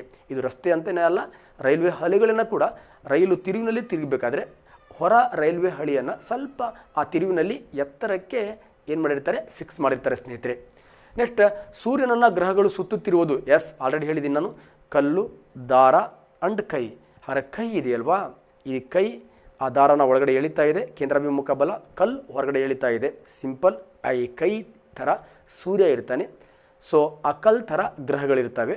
ಆ ದಾರದ ಥರ ಕೇಂದ್ರಾಭಿಮುಖ ಬಲ. ಆ ಕೇಂದ್ರಾಭಿಮುಖ ಬಲ ಯಾವುದಪ್ಪ ಅಂದರೆ ದಟ್ ಈಸ್ ದ ಗುರುತ್ವ ಬಲ. ಹಾಗಾದರೆ ಗುರುತ್ವ ಬಲವೂ ಕೂಡ ನಮ್ಮ ಸೋಲಾರ್ ಸಿಸ್ಟಮಲ್ಲಿ ಅಥವಾ ನಮ್ಮ ಯೂನಿವರ್ಸಲ್ಲಿ ಯಾವ ಬಲದ ಥರ ವರ್ತಿಸುತ್ತೆ ಅಂದರೆ ಕೇಂದ್ರಾಭಿಮುಖ ಬಲದ ಥರನೇ ವರ್ತಿಸುತ್ತೆ. ಹಾಗಾಗಿ ಸೂರ್ಯನ ಗ್ರಹಗಳು ಸುತ್ತುತ್ತಿರುವುದೂ ಕೂಡ ಕೇಂದ್ರಾಭಿಮುಖ ಬಲಕ್ಕೆ ಉದಾಹರಣೆ. ಹಾಗಾದರೆ ಇಲ್ಲಿ ಯಾವುದಲ್ಲ, ಕೇಂದ್ರ ತ್ಯಾಗಿ ಅಥವಾ ಕೇಂದ್ರ ಶೋಷಕ ಯಂತ್ರ ಅಂತ ಕರಿತೀವಿ ಸ್ನೇಹಿತರೆ. ಕೇಂದ್ರ ಶೋಷಕ ಯಂತ್ರ ಅಂದರೆ ಏನಿಲ್ಲ, ನಾವು ಬಟ್ಟೆ ಒಣಗಿಸುವ ಯಂತ್ರ ಅಂತ ಕರಿತೀವಿ. ಬಟ್ಟೆ ಒಣಗಿಸೋದು ನಿಮಗೆ ಗೊತ್ತಿರಲಿ. ಎಕ್ಸಾಂಪಲ್, ಒಂದು ಶರ್ಟ್ ಇರಲಿ, ಒಂದು ಟವಲ್ ಇರಲಿ, ಆ ಟವಲನ್ನು ನೀರಲ್ಲಿ ಹಾಕಿ ಜಲ್ದಿ ಒಣಗಿಸ್ಬೇಕಂದ್ರೆ ಏನು ಮಾಡ್ತೀವಿ ನಾವು, ಹಿಂಗೆ ತಿರುಗಿಸ್ಬಿಡಿ, ನೀರಿನ ಹನಿಗಳೆಲ್ಲ ಹೊರಗಡೆ ಹೋಗಿ ಬೀಳ್ತಾ ಇರುತ್ತೆ. ಸೊ ಸ್ನೇಹಿತರೆ, ಹಾಗಾದರೆ ಬಟ್ಟೆ ಏನು ಒಣಗಿಸುವ ಯಂತ್ರ ಇದೆಯಲ್ವಾ, ಇದು ಯಾವ ಬಲದ ಆಧಾರದ ಮೇಲೆ ರೆಡಿ ಮಾಡಿರ್ತಾರೆ ಅಂದರೆ ಕೇಂದ್ರ ತ್ಯಾಗಿ ಬಲದ ಆಧಾರದ ಮೇಲೆ ರೆಡಿ ಮಾಡಿರ್ತಾರೆ. ನಾವಿಲ್ಲಿ ಉದಾಹರಣೆ ಕೊಟ್ಟಿರ್ತಕ್ಕಂಥದ್ದು ಕೇಂದ್ರಾಭಿಮುಖ ಬಲಕ್ಕೆ. ಹಾಗಾಗಿ ಡಿ ಈಸ್ ರೈಟ್ ಆನ್ಸರ್. ಈ ಬಟ್ಟೆ ಒಣಗಿಸುವ ಯಂತ್ರಗಳು ಏನು ಕೇಂದ್ರ ಶೋಷಕ ಯಂತ್ರಗಳು ಕಾರ್ಯನಿರ್ವಹಿಸ್ತಕ್ಕಂಥದ್ದು ಕೇಂದ್ರ ತ್ಯಾಗಿ ಬಲದ ಆಧಾರದ ಮೇಲೆ. ಇವು ಮೂರು ಉದಾಹರಣೆ ಕೇಂದ್ರಾಭಿಮುಖ ಬಲಕ್ಕೆ ಉದಾಹರಣೆ. ಸೊ ಸ್ನೇಹಿತರೆ, ಹಾಗಾಗಿ ಡಿ ಈಸ್ ರೈಟ್ ಆನ್ಸರ್. ಕೇಂದ್ರ ತ್ಯಾಗಿ ಬಲಕ್ಕೆ ಮತ್ತೆ ಅನೇಕ ಉದಾಹರಣೆಗಳು ಕೊಡ್ಬೋದು. ನಾವು ಕೇಂದ್ರ ತ್ಯಾಗಿ ಪಂಪ್ಗಳನ್ನು ಕೊಡಬಹುದು. ನೆಕ್ಸ್ಟ್ ಸೆಂಟ್ರಿಫ್ಯೂಸ್, ವಿಭಿನ್ನ ಸಾಂದ್ರತೆಯ ಕಣಗಳನ್ನು ಪ್ರತ್ಯೇಕ ಮಾಡಲಿಕ್ಕೆ ಬಳಸ್ತಕ್ಕಂತಹ ಒಂದು ಸಾಧನಕ್ಕೆ ಸೆಂಟ್ರಿಫ್ಯೂಸ್ ಅಂತ ಕರಿತೀವಿ. ಈ ಸೆಂಟ್ರಿಫ್ಯೂಸ್ಗಳನ್ನು ನಾವು ಹಾರ್ಮೋನುಗಳನ್ನು ರಕ್ತದಿಂದ ಪ್ರತ್ಯೇಕ ಮಾಡಲು, ಕೆಂಪು ರಕ್ತ, ಬಿಳಿ ರಕ್ತ ಕಣಗಳನ್ನು ಪ್ರತ್ಯೇಕ ಮಾಡಲು, ಈ ಆಸ್ಪತ್ರೆಗಳಲ್ಲಿ ರಕ್ತದಲ್ಲಿರ್ತಕ್ಕಂಥ ವೈರಸ್ ಮತ್ತು ಬ್ಯಾಕ್ಟೀರಿಯಾಗಳನ್ನು ಪತ್ತೆ ಹಚ್ಚಲು ಒಂದು ಡಿವೈಸನ್ನು ಯೂಸ್ ಮಾಡ್ತಾರೆ, ಒಂದು ಸಾಧನವನ್ನು ಯೂಸ್ ಮಾಡ್ತಾರೆ. ಅದೇ ಸೆಂಟ್ರಿಫ್ಯೂಸ್. ಈ ಸೆಂಟ್ರಿಫ್ಯೂಸ್ ಅಂತಕ್ಕಂಥ ಸಾಧನ ಯಾವ ಬಲದ ಆಧಾರದ ಮೇಲೆ ಇರುತ್ತೆ ಅಂದರೆ ಕೇಂದ್ರ ತ್ಯಾಗಿ ಬಲದ ಆಧಾರದ ಮೇಲೆ. ಹಾಗಾದರೆ ಡಿ ಇದೆಯಲ್ವಾ, ಅದರಲ್ಲಿ ಸೆಂಟ್ರಿಫ್ಯೂಸ್ ಆ್ಯಂಡ್ ಯಾವುದು ನಮ್ಮ ಬಟ್ಟೆಯನ್ನು ಒಣಗಿಸ್ತಕ್ಕಂಥ ಯಂತ್ರ, ಕೇಂದ್ರ ತ್ಯಾಗಿ ಪಂಪ್ ಅವುಗಳಿಗೆ ಉದಾಹರಣೆ ಆಗುತ್ತೆ. ಸೊ ಮೇಲ್ಗಡೆ ಇರತಕ್ಕಂತಹ ಮೂರು ಆಪ್ಷನ್ ಕೇಂದ್ರಾಭಿಮುಖ ಬಲಕ್ಕೆ ಉದಾಹರಣೆ. ಸೊ ಡಿ ಈಸ್ ಇದಕ್ಕೆ ಆನ್ಸರ್ ಅಲ್ಲ ಅಂತ ಹೇಳ್ತಾ, so that is D is ಇದಕ್ಕೆ ರೈಟ್ ಆನ್ಸರ್. ಯಾಕಂದರೆ ಕೇಂದ್ರಾಭಿಮುಖ ಬಲಕ್ಕೆ ಉದಾಹರಣೆ ಯಾವುದೂ ಅಲ್ಲ ಅಂತ ಹೇಳಿದ್ದೀನಿ. ಡಿ ಈಸ್ ರೈಟ್ ಆನ್ಸರ್ ಸ್ನೇಹಿತರೆ. ನೆಕ್ಸ್ಟ್, ಜೀವಕೋಶದಲ್ಲಿರುವ ಅತ್ಯಂತ ಚಿಕ್ಕ ಕಣದಂಗ. ಸೊ ತಮಗೆಲ್ಲರಿಗೂ ಗೊತ್ತು ಜೀವಕೋಶ. ಏನು ಜೀವಕೋಶ? What is cell? Living cell. ಸೆಲ್ಲೇ ಬೇರೆ, ಲಿವಿಂಗ್ ಸೆಲ್ಲೇ ಬೇರೆ. ಹಾಗಾದರೆ ಜೀವಕೋಶ ಅಂದರೆ ಏನು? ಸೊ ಏನಿಲ್ಲ ಸ್ನೇಹಿತರೆ, ತಮ್ಮನ್ನು ಅರ್ಥ ಮಾಡಿಕೊಂಡ್ರೆ ಜೀವಕೋಶಕ್ಕೂ ತಮ್ಮ ಕಂಪ್ಲೀಟ್ ರಿಲೇಷನ್ ಇದೆ. ನಾನು ಬೆಳಿತೀನಿ, ಜೀವಕೋಶ ಬೆಳೆಯುತ್ತೆ. ನಾನು ವಂಶಾಭಿವೃದ್ಧಿಯನ್ನು ಮಾಡ್ತೀನಿ, ಜೀವಕೋಶನೂ ಕೂಡ ವಂಶಾಭಿವೃದ್ಧಿಯನ್ನು ಮಾಡುತ್ತೆ. ನನಗೆ ಶಕ್ತಿ ಇದೆ, ಜೀವಕೋಶಕ್ಕೂ ಶಕ್ತಿ ಇದೆ. ಸೊ ಸ್ನೇಹಿತರೆ, ನಾವೇನೇನು ಆಗ್ತಿದ್ದೀವಿ ಅದನ್ನೆಲ್ಲ ಮಾಡ್ತಾ ಇರತಕ್ಕಂಥದ್ದು ಯಾವುದು? ಜೀವಕೋಶ. ಹಾಗಾಗಿ ಒಂದು ಜೀವಿಯ ರಚನೆ ಒಂದು ಎತ್ತರಕ್ಕೆ ಬೆಳೀತಾ ಹೋಗ್ತಾ ಇದೆ. ಒಂದು ಜೀವಿಯ ಕಾರ್ಯ ಕೆಲಸ ಪದೇ ಪದೇ ಚೇಂಜ್ ಆಗ್ತಾ ಇದೆ. ಆ ಕಾರ್ಯ ಮತ್ತು ರಚನೆಯನ್ನು ಚೇಂಜ್ ಮಾಡ್ತಾ ಇರತಕ್ಕಂಥದ್ದು ಜೀವಕೋಶಗಳು. ಜೀವಕೋಶಗಳ ಸಂಖ್ಯೆ ಜಾಸ್ತಿ ಆದ ಹಾಗೆ ಅದರ ಕೆಲಸನೂ ಚೇಂಜ್ ಆಗ್ತಾ ಇದೆ, ಅದರ ರಚನೆಯೂ ಚೇಂಜ್ ಆಗ್ತಾ ಇದೆ. ಹಾಗಾಗಿ ಒಂದು ಜೀವಿಯ ರಚನಾತ್ಮಕ ಮತ್ತು ಕಾರ್ಯಾತ್ಮಕ ಘಟಕಕ್ಕೆ ನಾವೇನಂತ ಕರಿತೀವಿ ಅಂದರೆ ಜೀವಕೋಶ ಅಂತ ಕರಿತೀವಿ ಸ್ನೇಹಿತರೆ. ಈ ಜೀವಕೋಶಗಳು ನಮಗೆ ಬೇಕಾಗಿರ್ತಕ್ಕಂಥ ಶಕ್ತಿಯನ್ನು ಉತ್ಪತ್ತಿ ಮಾಡಲಿಕ್ಕೆ, ನಮಗೆ ಬೇಕಾಗಿರ್ತಕ್ಕಂತಹ ರಚನೆಯನ್ನು ರೆಡಿ ಮಾಡಲಿಕ್ಕೆ ಅನೇಕ ರೀತಿಯ ಸಹಾಯವನ್ನು ಮಾಡ್ತಾ ಇರ್ತವೆ. ಅದು ಕಂಪ್ಲೀಟ್ ಡೀಟೇಲ್ ಕ್ಲಾಸನ್ನು ಸದ್ಯದಲ್ಲೇ ಪ್ರಾರಂಭ ಮಾಡ್ತೀನಿ ಸ್ನೇಹಿತರೆ. ಜೀವಕೋಶಗಳು, ಜೀವಕೋಶಗಳ ವಿಧಗಳು, ಸಸ್ಯ ಜೀವಕೋಶಗಳಿಗೂ ಪ್ರಾಣಿ ಜೀವಕೋಶಗಳಿಗೂ ಇರ್ತಕ್ಕಂಥ ವ್ಯತ್ಯಾಸ. ನಾನು ಈ ಪ್ರಶ್ನೆಗೆ ಮಾತ್ರ ಇಲ್ಲಿ ಸಂಬಂಧಪಟ್ಟಂಥ ಆನ್ಸರ್ನ ಮಾಡಲಿಕ್ಕೆ ರೆಡಿ ಮಾಡ್ತೀನಿ. ಜೀವಕೋಶದಲ್ಲಿ ಅತ್ಯಂತ ಚಿಕ್ಕ ಕಣದಂಗ ಯಾವುದು? ಒಂದು ಜೀವಕೋಶ ಅಂದಮೇಲೆ ಪ್ರಮುಖವಾಗಿ ಇರಲೇಬೇಕಾಗಿರ್ತಕ್ಕಂಥ ಭಾಗಗಳು, ಒಂದು ಹೊರಗಡೆ ಇರತಕ್ಕಂಥದ್ದು ಕೋಶ ಪೋರೆ, ಸೆಲ್ ಮೆಂಬ್ರೇನ್. ಆ ಕೋಶ ಪೋರೆಯ ಒಳಗಡೆ ಲೋಳೆಯಂತಹ ವಸ್ತು ಇದೆ, ದಟ್ ಇಸ್ ಕೋಶ ದ್ರವ್ಯ. ಈ ಕೋಶ ದ್ರವ್ಯದ ಒಳಗಡೆ ಆ ಎಲ್ಲ ದ್ರವ್ಯಗಳಲ್ಲಿ ಅನೇಕ ಕಣದಂಗಗಳಿವೆ. ಆ ಕಣದಂಗಗಳನ್ನು ಕಂಟ್ರೋಲ್ ಮಾಡಲಿಕ್ಕೆ ಒಂದು ದೊಡ್ಡ ಕಣದಂಗ ಇದೆ, ನ್ಯೂಕ್ಲಿಯಸ್ ಆರ್ ಕೋಶ ಕೇಂದ್ರ. ಹಾಗಾಗಿ ಒಂದು ಜೀವಕೋಶ ಅಂದಮೇಲೆ ಕೋಶ ಪೊರೆ ಇರಬೇಕು, ಕೋಶ ದ್ರವ್ಯ ಇರಬೇಕು ಆ್ಯಂಡ್ ಕೋಶ ಕೇಂದ್ರ ಇರಬೇಕು. ಈ 3 ಭಾಗ ಇದ್ದರೆ ಅದಕ್ಕೆ ನಾವೇನಂತ ಕರಿತೀವಿ, ಜೀವಕೋಶ ಅಂತ ಕರಿತೀವಿ. ಹಾಗಾದರೆ ಒಂದು ಜೀವಕೋಶದ ಅತ್ಯಂತ ದೊಡ್ಡ ಕಣದಂಗ ಯಾವುದಪ್ಪ ಅಂದರೆ that is the nucleus or ಕೋಶ ಕೇಂದ್ರ. ನಾನಿಲ್ಲಿ ಕೇಳಿರ್ತಕ್ಕಂಥದ್ದು ಅತ್ಯಂತ ಚಿಕ್ಕ ಕಣದಂಗ ಯಾವುದು? ಸೊ ಸ್ನೇಹಿತರೆ, ಸ್ವಲ್ಪ ಸಿಂಪಲ್ ನೆನ್ಪಿಟ್ಕೊಳ್ಳಿ. ಅಣ್ಣ ಅಕ್ಕ ದಪ್ಪ ದಪ್ಪ ದಪ್ಪ ದಪ್ಪ ಆಗಬೇಕಪ್ಪ ಅಂದರೆ ನಮ್ಮ ದೇಹವನ್ನು ನಿರ್ಮಾಣ ಮಾಡ್ತಕ್ಕಂಥ ಆಹಾರದ ಘಟಕ ಯಾವುದು? ಪ್ರೋಟೀನ್. ಹಾಗಾದ್ರೆ ಪ್ರೋಟೀನ್ ತಿಂದರೆ ನಮ್ಮ ಬಾಡಿ ಏನಾಗುತ್ತೆ? ಬಿಲ್ಡ್ ಆಗುತ್ತೆ. ಹಾಗಾಗಿ ದೇಹದ ನಿರ್ಮಾಣಕ ಅಂತ ಕರಿತೀವಿ ಯಾವುದನ್ನು? ಪ್ರೋಟೀನ್. ಆ ಪ್ರೋಟೀನ್ ನಮ್ಮನ್ನು ಗಟ್ಟಿ ದಪ್ಪ ದಪ್ಪ ನಮ್ಮನ್ನು ದೊಡ್ಡಕ್ಕೆ ಮಾಡ್ತಕ್ಕಂಥದ್ದು ಪ್ರೋಟೀನ್. ಆ ಪ್ರೋಟೀನನ್ನು ಉತ್ಪತ್ತಿ ಮಾಡ್ತಕ್ಕಂಥದ್ದು ಜೀವಕೋಶದಲ್ಲಿರ್ತಕ್ಕಂಥ ಅತ್ಯಂತ ಚಿಕ್ಕ ಕಣದಂಗ, ದಟ್ ಈಸ್ ರೈಬೋಸೋಮ್. ಹಾಗೆ ರೈಬೋಸೋಮ್ ಇದೆಯಲ್ವಾ, ಇದು ಇಡೀ ಜೀವಕೋಶದಲ್ಲಿರ್ತಕ್ಕಂಥ ಸ್ಮಾಲೆಸ್ಟ್ ಆರ್ಗನಲ್ಸ್. ಇವು ಪ್ರೋಟೀನನ್ನು ಪ್ರೊಡ್ಯೂಸ್ ಮಾಡಿ ಬಾಡಿಯನ್ನು ಏನು ಮಾಡುತ್ತೆ? ಲಾರ್ಜೆಸ್ಟ್ ಮಾಡುತ್ತೆ. ಓಕೆ, ಹಾಗಾಗಿ ನಮ್ಮ ಸೆಲ್ಲಲ್ಲಿರ್ತಕ್ಕಂಥ ಸ್ಮಾಲೆಸ್ಟ್ ಆರ್ಗನಲ್ ಯಾವುದು? Ribosomes. So next suicide bag of cell ಅಂತ ಯಾವುದಕ್ಕೆ ಕರಿತೀವಿ? ಲೈಸೋಸೈಮ್ಗೆ ಅಂತ ಕರಿತೀವಿ. ಸಸ್ಯ ಜೀವಕೋಶಗಳಲ್ಲಿ ಮಾತ್ರ ಕಂಡು ಬರ್ತಕ್ಕಂಥದ್ದು ಪ್ಲಾಸ್ಟಿಡ್. ಈ ಪ್ಲಾಸ್ಟಿಡಲ್ಲಿ ದಟ್ ಇಸ್ ಲ್ಯೂಕೋಪ್ಲಾಸ್ಟಿಡ್, ಕ್ರೋಮೋಪ್ಲಾಸ್ಟಿಡ್, ಕ್ಲೋರೋಪ್ಲಾಸ್ಟಿಡ್. ಇವು ಸಸ್ಯದ ಆಹಾರ ತಯಾರಿಕೆಗೆ ಸಹಾಯ ಮಾಡ್ತಕ್ಕಂಥ ಕಣದಂಗ. Next mitochondria, power house of cell ಅಂತ ಕರಿತೀವಿ, ಅಂದರೆ ಶಕ್ತಿಯನ್ನು ಉತ್ಪತ್ತಿ ಮಾಡ್ತಕ್ಕಂತಹ ಕಣದಂಗ. ಸೊ ಇವೆಲ್ಲ ಕಂಪ್ಲೀಟ್ ಒಂದೊಂದು ಆರ್ಗನಲ್ಸೇ ಒಂದೊಂದು 30 ಮಿನಿಟ್ಸ್ ಆಗುತ್ತೆ. ಅವೆಲ್ಲ ನಿಮ್ಮ ಜೊತೆ ಚರ್ಚೆ ಮಾಡ್ಕೋತಾ ಬರ್ತೀನಿ ಸ್ನೇಹಿತರೆ. ಹಾಗಾಗಿ ನಮ್ಮ ಜೀವಕೋಶದಲ್ಲಿರುವ ಅತ್ಯಂತ ಚಿಕ್ಕ ಕಣದಂಗ ಯಾವುದು ಅಂದರೆ ದಟ್ ಈಸ್ ರೈಬೋಸೋಮ್ಸ್. ಇದು ಪ್ರೋಟೀನನ್ನು ಉತ್ಪತ್ತಿ ಮಾಡುತ್ತೆ. ದೊಡ್ಡ ಕಣದಂಗ ಯಾವುದು ಅಂತ ಕೇಳಿದ್ರೆ ನ್ಯೂಕ್ಲಿಯಸ್. ಸೊ ನೆಕ್ಸ್ಟ್, ಇವುಗಳಲ್ಲಿ ಯಾವುದು ಪ್ರೋಕ್ಯಾರಿಯೋಟ್ ಜೀವಿಗಳಾಗಿವೆ? ಸೊ ಸಿಂಪಲ್, ನಮ್ಮ ಭೂಮಿಯ ಮೇಲೆ ಮೊಟ್ಟ ಮೊದಲು ಉಗಮವಾಗಿರ್ತಕ್ಕಂಥ ಜೀವಿಗಳು ಯಾವುದು ಅಂದರೆ ಪ್ರೋಕ್ಯಾರಿಯೋಟ್ ಜೀವಿಗಳು. ಸರ್ ಏನು ಸರ್ ಇದು ಪ್ರೋಕ್ಯಾರಿಯೋಟ್ ಜೀವಿಗಳು? ಏನಿಲ್ಲ, ಆಲ್ರೆಡಿ ಹೇಳಿದೆ ನಾನು. ಒಂದು ಜೀವಕೋಶ ಅಂದಮೇಲೆ ಕೋಶಪೊರೆ ಇರಲೇಬೇಕು, ಕೋಶ ದ್ರವ್ಯ ಇರಲೇಬೇಕು, ಮಧ್ಯದಲ್ಲಿ ಇಡೀ ಜೀವಕೋಶವನ್ನು ಕಂಟ್ರೋಲ್ ಮಾಡಲಿಕ್ಕೆ ದೊಡ್ಡ ಕಣದಂಗ ನ್ಯೂಕ್ಲಿಯಸ್ ಇರಲೇಬೇಕು. ಈ ನ್ಯೂಕ್ಲಿಯಸ್ನ ಮೇಲೆ ಒಂದು ಪೊರೆ ಇರುತ್ತೆ, ಅದು ಕೋಶ ಕೇಂದ್ರ ಪೊರೆ ಆರ್ ನ್ಯೂಕ್ಲಿಯರ್ ಮೆಂಬ್ರೇನ್. ಆ ನ್ಯೂಕ್ಲಿಯರ್ ಮೆಂಬ್ರೇನ್ ಇತ್ತು ಅಂದರೆ ನಮಗೆ ನ್ಯೂಕ್ಲಿಯಸ್ಗೆ ಒಂದು ಶೇಪ್ ಇರುತ್ತೆ. ನ್ಯೂಕ್ಲಿಯರ್ ಮೆಂಬ್ರೇನ್ ಇಲ್ಲ ಅಂದರೆ ನ್ಯೂಕ್ಲಿಯಸ್ಗೆ ಶೇಪ್ ಇರಲ್ಲ. ಆ ನ್ಯೂಕ್ಲಿಯಸ್ ಏನಾಗಿರುತ್ತೆ? ಸ್ಪ್ರೆಡ್ ಆಗಿರುತ್ತೆ. ಆ ನ್ಯೂಕ್ಲಿಯರ್ ಮೆಂಬ್ರೇನ್ ಇಲ್ಲದೆ ಇರತಕ್ಕಂತಹ ಜೀವಕೋಶಗಳನ್ನು ನಾವು ಪ್ರೋಕ್ಯಾರಿಯೋಟ್ ಜೀವಕೋಶಗಳು ಅಂತ ಕರಿತೀವಿ. ಈ ಪ್ರೋಕ್ಯಾರಿಯೋಟ್ ಜೀವಕೋಶಗಳೇ ಮೊಟ್ಟ ಮೊದಲು ಭೂಮಿಯ ಮೇಲೆ ಉಗಮವಾಗಿರ್ತಕ್ಕಂತಹ ಜೀವಕೋಶಗಳು ಸ್ನೇಹಿತರೆ. ಆ ಜೀವಕೋಶಗಳನ್ನು ಹೊಂದಿರತಕ್ಕಂತಹ ಈ ಕೊಟ್ಟಿರ್ತಕ್ಕಂಥ ಲಿಸ್ಟಲ್ಲಿರ್ತಕ್ಕಂಥ ಪ್ರಾಣಿ ಯಾವುದು? ಸೊ ಸಿಂಪಲ್, ಅಮೀಬಾ ಇದು ಯೂಕ್ಯಾರಿಯೋಟ್ ಏಕಕೋಶ ಜೀವಿ. ಯೂಗ್ಲಿನಾ ಇದು ಕೂಡ ಯೂಕ್ಯಾರಿಯೋಟ್ ಏಕಕೋಶ ಜೀವಿ. ಇದು ಸಸ್ಯಗಳ ತರಹನೂ ಬಿಹೇವಿಯರ್ ಮಾಡುತ್ತೆ, ಪ್ರಾಣಿಗಳ ತರಹನೂ ಬಿಹೇವಿಯರ್ ಮಾಡುತ್ತೆ. ನೆಕ್ಸ್ಟ್ ನೀಲಿ ಹಸಿರು ಶೈವಲ, ಬ್ಲೂ ಗ್ರೀನ್ ಆಲ್ಗೆ, ಇವು ಸಯನೋ ಬ್ಯಾಕ್ಟೀರಿಯಾ ಅಂತ ಕರಿತೀವಿ ಸ್ನೇಹಿತರೆ. ಬ್ಲೂ ಗ್ರೀನ್ ಆಲ್ಗೆಗಳಿಗೆ ಈ ಸಯನೋ ಬ್ಯಾಕ್ಟೀರಿಯಾಗಳೇ ಮೊಟ್ಟ ಮೊದಲ ಪ್ರೋಕ್ಯಾರಿಯೋಟ್ ಜೀವಿಗಳು. ಇವುಗಳು ಬ್ಯಾಕ್ಟೀರಿಯಾಗಳು. ನಿಮಗೆ ಬ್ಯಾಕ್ಟೀರಿಯಾಗಳು ಅಂತಕ್ಕಂಥ ಆಪ್ಷನ್ ಕೊಟ್ಬಿಟ್ರೆ ಈಸಿಯಾಗಿ ಟಿಕ್ ಮಾಡ್ತೀರಾ ಅಂತ ಅವನು ಬ್ಯಾಕ್ಟೀರಿಯಾನೋ ಆಪ್ಷನ್ ಕೊಡಲಿಲ್ಲ. ಬ್ಲೂ ಗ್ರೀನ್ ಆಲ್ಗೆ ಅಂತ ಕೇಳ್ದ. ಬ್ಲೂ ಗ್ರೀನ್ ಆಲ್ಗೆ ಅಂದರೆ ಅವುಗಳಿಗೆ ಸಯನೋ ಬ್ಯಾಕ್ಟೀರಿಯಾ ಅಂತ ಕರಿತೀವಿ. ಸಯನೋ ಬ್ಯಾಕ್ಟೀರಿಯಾ ಅಂದರೆ ತಮ್ಮ ಆಹಾರವನ್ನು ತಾವೇ ತಯಾರಿಸಿಕೊಳ್ತಕ್ಕಂತಹ ಬ್ಯಾಕ್ಟೀರಿಯಾ. ಇವುಗಳನ್ನು ಆರ್ಕಿಗಳು ಅಂತಲೂ ಕೂಡ ನಾವು ಕರಿತೀವಿ ಸ್ನೇಹಿತರೆ. ಸೊ ಸಿಂಪಲ್, ಈ ನಾಸ್ಟಾಕ್ ಇವೆಲ್ಲ ಬರ್ತಾವೆ. ಈ ಸಯನೋ ಬ್ಯಾಕ್ಟೀರಿಯಾಗಳಿದೆ ಅಲ್ವಾ, ಈ ಸಯನೋ ಬ್ಯಾಕ್ಟೀರಿಯಾಗಳೇ ಪ್ರೋಕ್ಯಾರಿಯೋಟ್ ಜೀವಿಗಳು. ರೈಜೋಪಸ್ ತಮಗೆಲ್ಲರಿಗೂ ಗೊತ್ತು, ಇವು ಶಿಲೀಂಧ್ರಗಳು. ಬ್ರೆಡ್ ಮೋಲ್ಡ್ ಅಂತ ಕರಿತೀವಿ. ಏನು ಬ್ರೆಡ್ ಇದೆಯಲ್ವಾ, ಆ ಬ್ರೆಡ್ಡನ್ನು ಕವರಲ್ಲಿ ಹಾಕಿ ಒಂದು 5-6 ದಿವಸ ಬಿಡಿ, ಅದು ಕೊಳಿತಾ ಬರುತ್ತೆ. ಅದರ ಮೇಲೆಲ್ಲ ಕಪ್ಪು ಪದರ ನಿರ್ಮಾಣ ಆಗ್ತಾ ಬರುತ್ತೆ. ಸೊ ಅದಕ್ಕೆ ನಾವು ಬ್ರೆಡ್ ಮೋಲ್ಡ್ ಅಂತ ಕರಿತೀವಿ, ರೈಜೋಪಸ್ ಅಂತ ಕರಿತೀವಿ. That is my beautiful topic biology. ಅದನ್ನು ನಿಮ್ಮ ಜೊತೆಗೆ ಶೀಘ್ರದಲ್ಲೇ ಚರ್ಚೆ ಮಾಡ್ತಾ ಬರ್ತೀನಿ ಸ್ನೇಹಿತರೆ. ಒಂಥರ ಕಥೆಯ ರೂಪದಲ್ಲಿ ಹೇಳ್ತಾ ಬರ್ತೀನಿ ನಮ್ಮ ಜೀವಶಾಸ್ತ್ರದ ಕ್ಲಾಸಿಫಿಕೇಷನ್ ಅವೆಲ್ಲ. ಸೊ ಫಸ್ಟ್ ಈ ಪ್ರಶ್ನೆಗೆ ಆನ್ಸರ್ ಏನಪ್ಪ ಅಂದರೆ ಬ್ಲೂ ಗ್ರೀನ್ ಆಲ್ಗೆ.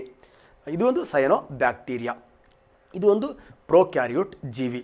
ಸೊ ಸ್ನೇಹಿತರೆ, ಬ್ರಯೋಫಿಲಮ್ ಎಂಬ ಸಂತಾನೋತ್ಪತ್ತಿಯು, ಸೊ ಸ್ನೇಹಿತರೆ ಈ ಸಂತಾನೋತ್ಪತ್ತಿ ಇದೆಯಲ್ವಾ, ಅಂದರೆ ಜೀವಿ ತನ್ನ ಸಂತತಿಯನ್ನು ಮುಂದುವರಿಸ್ತಕ್ಕಂಥದ್ದು. ಇಲ್ಲಿ ಲೈಂಗಿಕ ರೀತಿಯ ಸಂತಾನೋತ್ಪತ್ತಿಯೂ ಇದೆ, ಅಲೈಂಗಿಕ ರೀತಿಯ ಸಂತಾನೋತ್ಪತ್ತಿಯೂ ಇದೆ. ಸೊ ಅಲೈಂಗಿಕ ರೀತಿಯ ಸಂತಾನೋತ್ಪತ್ತಿ ಏಕಕೋಶ ಜೀವಿಗಳಲ್ಲೇ ಬೇರೆ ಥರ ಇದೆ, ಬಹುಕೋಶ ಜೀವಿಗಳಲ್ಲೇ ಬೇರೆ ಥರ ಇದೆ. ಏಕಕೋಶ ಜೀವಿಗಳಲ್ಲಿ ದಟ್ ಈಸ್ ವಿದಳನ ಇದೆ, ಫ್ರಾಗ್ಮೆಂಟೇಷನ್ಸ್ ಇದೆ, ಬಡ್ಡಿಂಗ್ಸ್ ಇದೆ.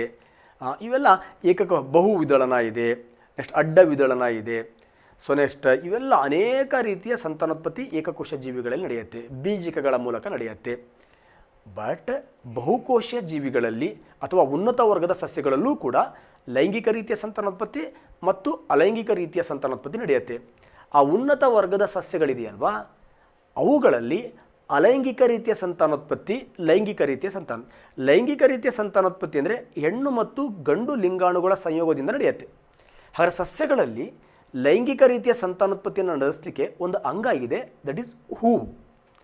ಹಾಗಾದರೆ ಹೂವು ಇದೆಯಲ್ವಾ, ಸಸ್ಯಗಳ ಲೈಂಗಿಕ ರೀತಿಯ ಸಂತಾನೋತ್ಪತ್ತಿಯ ಭಾಗ. ಅದರಲ್ಲಿ ಗಂಡು ಹೂಗಳಿದೆ, ಹೆಣ್ಣುಗಳಿದೆ. ಗಂಡು ಹೂಗಳಲ್ಲಿರ್ತಕ್ಕಂತಹ, ಹೆಣ್ಣು ಹೂಗಳಲ್ಲಿರ್ತಕ್ಕಂತಹ ಏನು ಅನೇಕ ಭಾಗಗಳಿದೆ, ಅಥವಾ ಗಂಡು ಹೂಗಳಲ್ಲಿರ್ತಕ್ಕಂಥ ಪರಾಗರೇಣುಗಳು ಹೆಣ್ಣು ಹೂಗಳಿಗೆ ವರ್ಗಾವಣೆ ಆಗ್ತಕ್ಕಂಥ ಕ್ರಿಯೆಗೆ ಪರಾಗಸ್ಪರ್ಶ ಅಂತ ಕರಿತೀವಿ. ಅವೆಲ್ಲ ನಾನು ಒಂದು ಸತಿ ಹೇಳಿದ್ದೀನಿ, ಮತ್ತು ಟೆಕ್ನಾಲಜಿ ಕ್ಲಾಸಲ್ಲಿ ನಾನು ನಿಮ್ಮ ಜೊತೆಗೆ ಚರ್ಚೆ ಮಾಡ್ತೀನಿ ಸ್ನೇಹಿತರೆ. ಇದು ಹೂ ಅಂತಕ್ಕಂಥದ್ದು ಲೈಂಗಿಕ ರೀತಿಯ ಸಸ್ಯಗಳ ಸಂತಾನೋತ್ಪತ್ತಿಯ ಭಾಗ. ಎಕ್ಸಾಂಪಲ್, ಗುಲಾಬಿ ಹೂ ನೋಡಿ, ಮಲ್ಲಿಗೆ ಹೂ ನೋಡಿ, ಇವುಗಳ ನೋಡಿ. ಹೂಗಳು ಏನಾದರೂ ಬೀಜ ಮಾಡ್ತಾವ? ಗುಲಾಬಿ ಹೂಗಳು ಬೀಜ ನೋಡಿದಿರಿ? ನೋ. ಹಾಗಾದರೆ ಕೆಲವೊಂದು ಸಸ್ಯಗಳಿಗೆ ಬೀಜಗಳಿಂದ ತನ್ನ ಸಂತತಿಯನ್ನು ಮುಂದುವರಿಸ್ತಕ್ಕಂತಹ ಸಾಮರ್ಥ್ಯ ಇಲ್ಲ. ಇಂತಹ ಸಸ್ಯಗಳಿದಾವಲ್ವಾ, ಅಲೈಂಗಿಕ ರೀತಿಯ ಸಂತಾನೋತ್ಪತ್ತಿಯಿಂದ ತನ್ನ ಸಂತತಿಯನ್ನು ಏನು ಮಾಡುತ್ತೆ, ಮುಂದುವರಿಸುತ್ತೆ. ಅದಕ್ಕೆ ಗುಲಾಬಿ ಗಿಡ ಹೇಗೆ ಹಚ್ತೀವಿ ನಾವು, ತನ್ನ ಒಂದು ಇನ್ನೊಬ್ಬರ ಮನೇಲಿ ಗುಲಾಬಿ ಗಿಡ ಇರುತ್ತೆ, ಅದ್ರ ಕಡ್ಡಿ ಕಟ್ ಮಾಡ್ತೀವಿ, ಬಂದು ನಮ್ಮ ಮನೇಲಿ ಹಾಕ್ತೀವಿ, ಬೆಳೆಯುತ್ತೆ. ಮಲ್ಲಿಗೆ ಹೂ ಬಳ್ಳಿ ಕಟ್ ಮಾಡ್ತೀವಿ, ಶುಂಠಿ ಕಟ್ ಮಾಡ್ತೀವಿ, ಅದ್ರ ಪಾರ್ಟ್ ಬೆಳೆಯುತ್ತೆ.